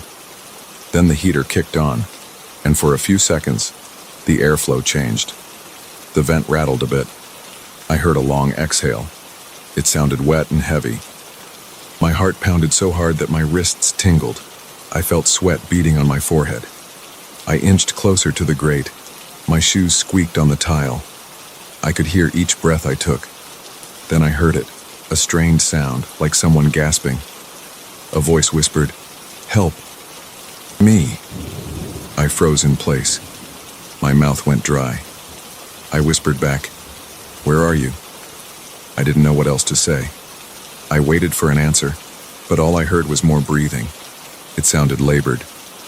I thought of someone stuck inside the ductwork, maybe an old maintenance worker who got trapped. But that made no sense. There's no record of anything like that in the building's history. Still, I pressed my ear to the grate. "Are you stuck in there?" I asked in a hoarse whisper. No response. I grabbed a flashlight from my desk drawer and shined it through the grate. The interior was dark and coated in dust. The beam didn't reach very far. I couldn't see anything unusual, just a metal shaft leading off to the left. No movement. Then the voice said, "Please, I need help." My knees felt weak. My hand shook on the flashlight. I told the voice to wait, that I'd try to find maintenance or security. I hurried down the hallway to the utility room. It was locked. I banged on it, but nobody answered. The building's main maintenance staff leaves around 5. I ran to the elevator and went up to the lobby. The security desk was empty. Maybe the guard was doing rounds.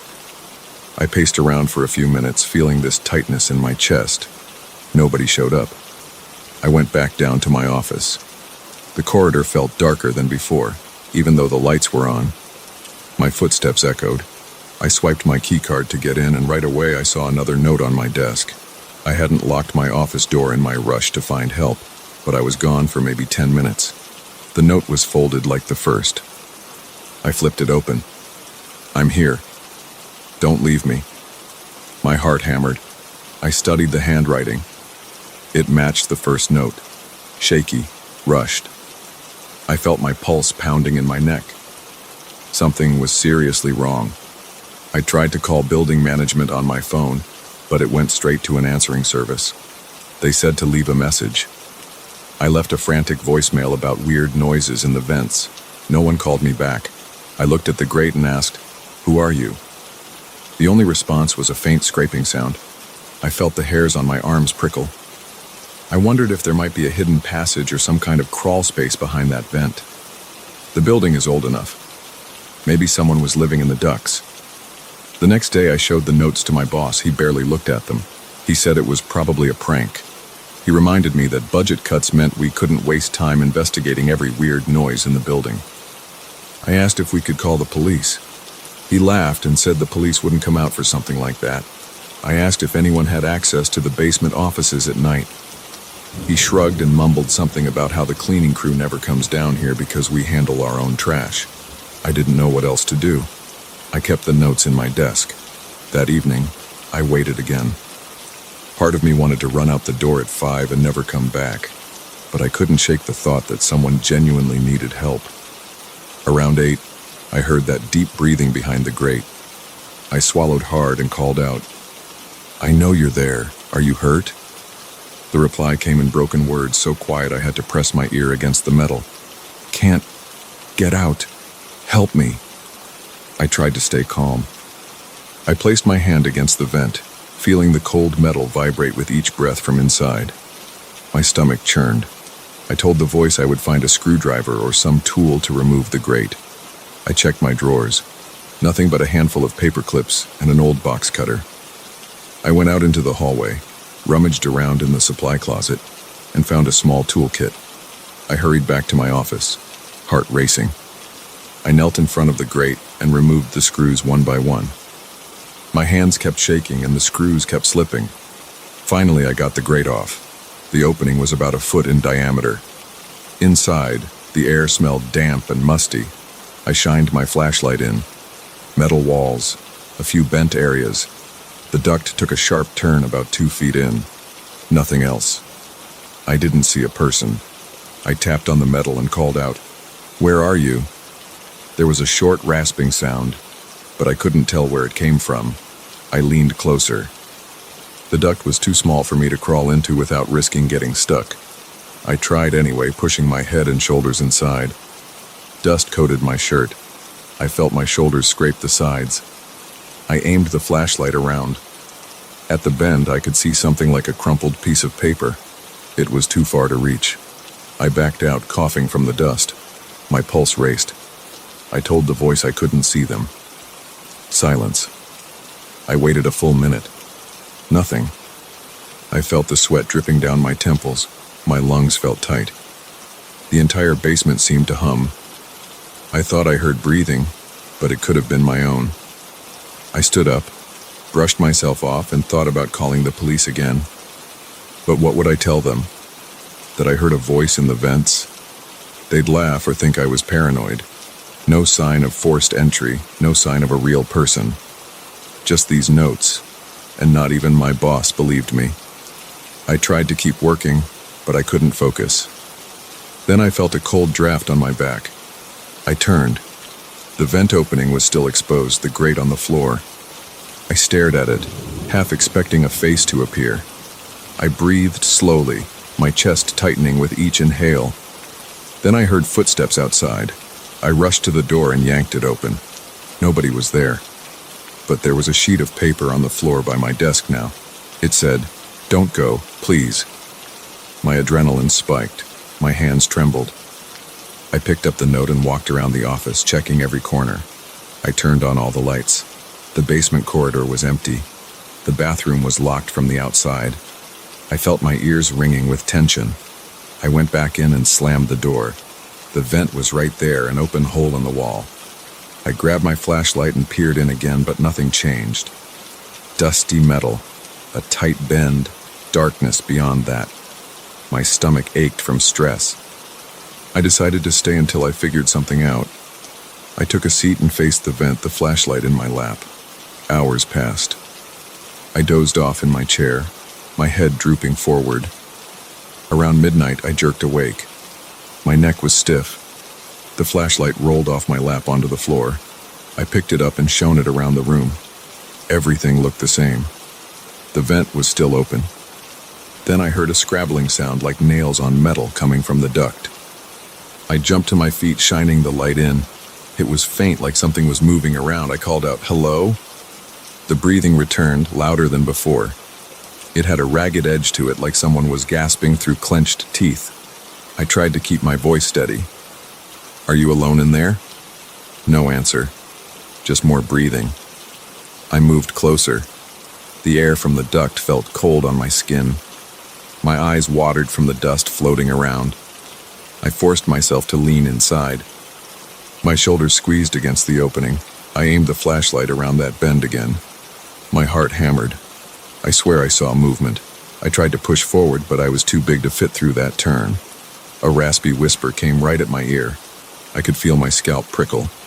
It sounded like, "Don't leave me." I yanked myself out of the duct so fast I banged my head on the metal edge. Pain shot through my skull. I stumbled backward, dropping the flashlight. My eyes teared up from the throbbing ache. My throat tightened and my mind swirled with fear. I crouched on the floor, panting, clutching my head. The air smelled like rust and sweat. I had no idea who or what was in there, but it was real.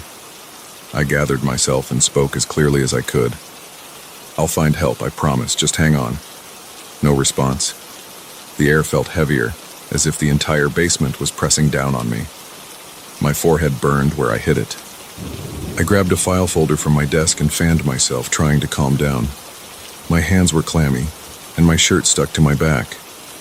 I sat there for another hour, listening. Every so often, I'd hear a faint scrape or a breath. Sometimes I imagined I heard a voice forming my name. I whispered back a few times. The voice never answered. Finally, exhaustion took over. I put the grate back in place and locked my office. I rode the elevator up to the lobby. It was empty except for the hum of vending machines. I walked out to the street, feeling the cool air hit my face. My legs felt unsteady. I couldn't concentrate on anything except the image of that dark duct. I got home and collapsed on my couch, hardly sleeping. The next day I showed up at work with a plan. I was going to find a contractor or someone with the right tools to open the duct system. But when I got to the basement, I found the hallway entrance blocked off with caution tape. A sign said, "Renovations in progress. No access." Confused, I went to the lobby and asked the security guard about it. He said they were doing some quick fixes on the pipes and vents, but nobody informed me or my boss. I called my boss and he sounded just as baffled. He said he'd look into it. That left me standing there, unsure what to do next. My office was off limits for who knows how long.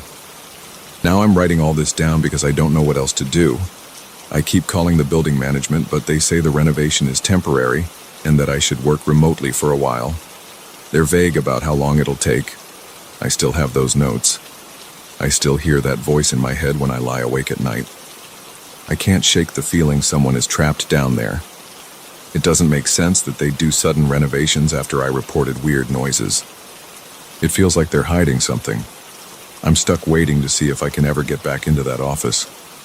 And that voice that said my name, I can't stop wondering where it came from or if I should have tried harder to help. I keep picturing the dusty metal duct, that bend where the flashlight beam didn't reach, and the sound of ragged breathing.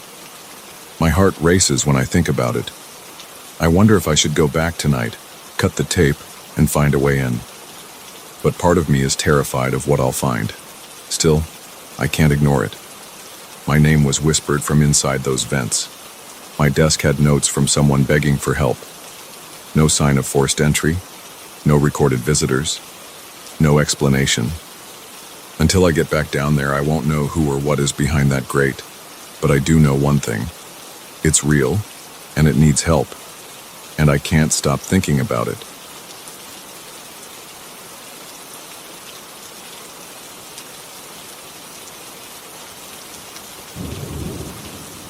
I'm not used to hearing music at 2 in the morning, especially not in my own house. The first time it happened, I thought I was dreaming. I opened my eyes, stared at the ceiling, and realized the sound was real. It was distant and low, but I recognized a piano melody echoing through the hallway. I sat up in bed, heart thumping in my chest. I didn't move right away. My mind raced with questions, but I felt too tired and confused to get up. I hoped it was some weird house noise or maybe a trick of my imagination. The music stopped after a few seconds, so I let it go and went back to sleep. In the morning, I wondered if it had happened at all. I moved into this old house about 3 months ago. It's big, dusty, and full of rooms that haven't been used in years. The walls have cracks, the windows rattle when the wind is strong, and the floors creak with every step. The previous owner left some old furniture behind, including a piano in a room at the far end of the hallway. It's an upright piano with chipped paint and rusted hinges. The keys look yellow and worn, and some are missing pieces. The bench is wobbly and covered in stains. When I first saw it, I opened the cover and pressed a few keys. The sound was off, like the strings were loose or broken. It didn't feel worth the effort to tune it, so I just left it alone. That first night I heard it, I dismissed it as some random noise. But 2 nights later I heard it again. This time it lasted longer. I woke up to the same distant piano notes, playing a tune I didn't recognize. It didn't sound pleasant. It sounded slow, and every note felt heavy. I got out of bed, put on a pair of sweatpants and a hoodie, and walked down the dark hallway. My legs felt shaky. My breathing got faster with every step. The hallway light flickered a bit, but I kept going. When I reached the room with the piano, I paused at the doorway. The door was half open. The light switch in that room is broken, so I used the flashlight on my phone to see. The piano was there, exactly where I'd seen it before, covered in a thin layer of dust. The seat was empty.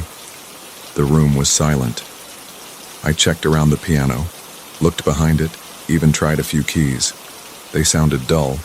Nobody was there. The weird music was gone. I stood there for a while, feeling my pulse in my neck, feeling a tightness in my chest. Then I went back to bed. I thought maybe I was stressed out or overtired. A week passed without any more strange music. I started to settle in, unpacked more boxes, and tried to ignore the eerie feeling that lingered in the back of my mind. I fixed some of the squeaking doors, replaced a few lights, and started painting one of the bedrooms. The days were quiet. Sometimes I heard the floorboards pop or the wind whistling through a gap in the window, but nothing that sounded like a piano. My second week in the house was busy with work, so I went to bed exhausted each night. I slept hard. No dreams, no weird noises. By the end of that week, the memory of the piano sounds began to fade. Then, on a Thursday night, it started again. It was around 3 in the morning. I woke up with a dry mouth and a cold sweat on my forehead. I heard the piano playing. The melody was different this time. It had more notes and it seemed louder. I felt a chill run through my arms and the back of my neck. My heart started beating faster. I sat up and listened, trying to figure out if it was coming from a radio or a recording. It didn't sound recorded. It sounded like someone was pressing the keys in real time with pauses and slight mistakes. I tried to ignore the fear in my gut. I swung my legs out of bed, grabbed my flashlight, and headed down the hallway again. The floors creaked under my feet. The air felt cold. My breath felt tight in my throat. I kept thinking I might see a figure in front of me, but the hallway stayed empty. The music continued, and it got clearer as I approached the room.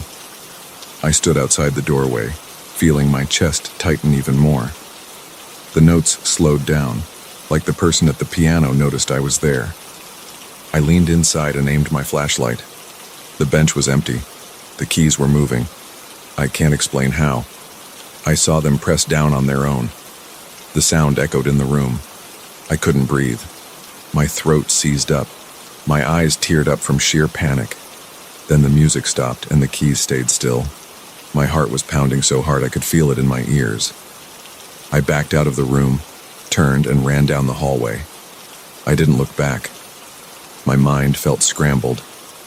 I locked myself in my bedroom, sat on the bed, and tried to steady my breathing. My chest felt like something was crushing it. I turned on every light in the bedroom and stayed awake until morning. The next day, I felt exhausted and frustrated. I tried to find a logical explanation. Maybe there was some mechanical malfunction. Maybe the strings were vibrating from some pressure in the house, or the wind was causing something to press the keys. But I couldn't ignore the sight of those keys moving in front of me. I decided to keep my distance from that room. I thought about calling someone to remove the piano, but a part of me felt embarrassed. I also worried that if I moved it, something worse might happen. I told myself I was overreacting. A few nights later, I woke up again to the same dark tune. It was a bit after 2 in the morning. My body felt tense the moment I opened my eyes. My breathing was shallow. I tried to block the sound by covering my ears with a pillow. It didn't help. The music drifted through the walls, creeping into my mind. Every note made my skin crawl. I knew I couldn't keep ignoring it. I forced myself out of bed, turned on every light on the way to the living room, and sat on the couch. I tried to watch something on my phone to distract me, but I still heard the piano. My chest felt tight again. My hands were damp with sweat.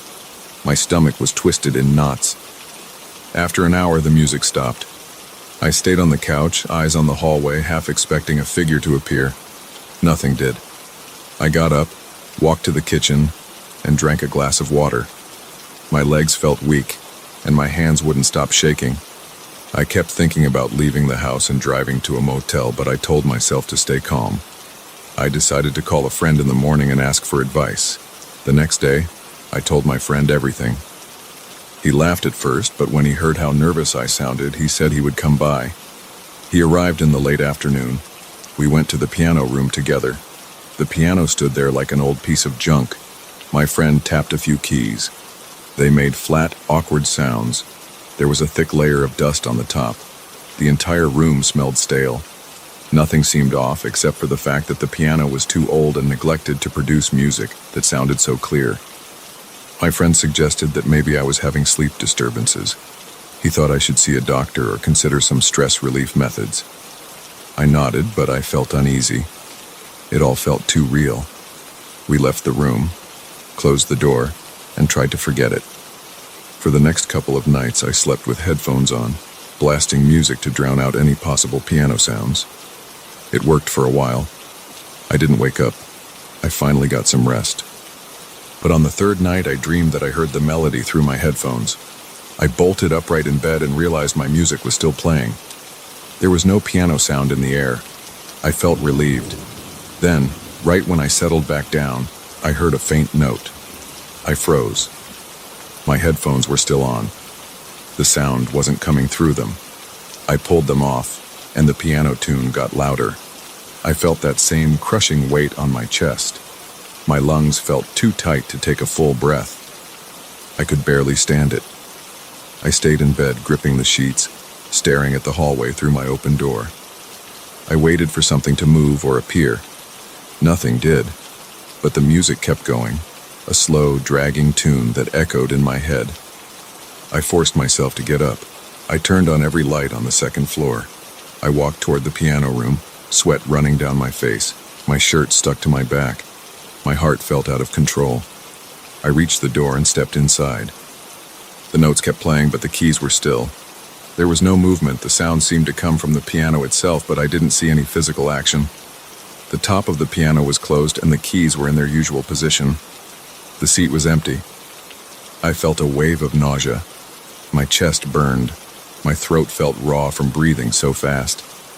I grabbed the edge of the piano and tried to lift the cover on the top, but it was stuck. The music cut off suddenly. Everything went silent. My arms were shaking. I stood there staring at the piano, waiting for something else to happen. Nothing did. After a few minutes, I left the room, turned off the light, and walked back to my bedroom. I couldn't sleep at all. Over the next week, I made plans to leave. I couldn't handle it anymore. Every time night fell, I felt a growing fear in my stomach.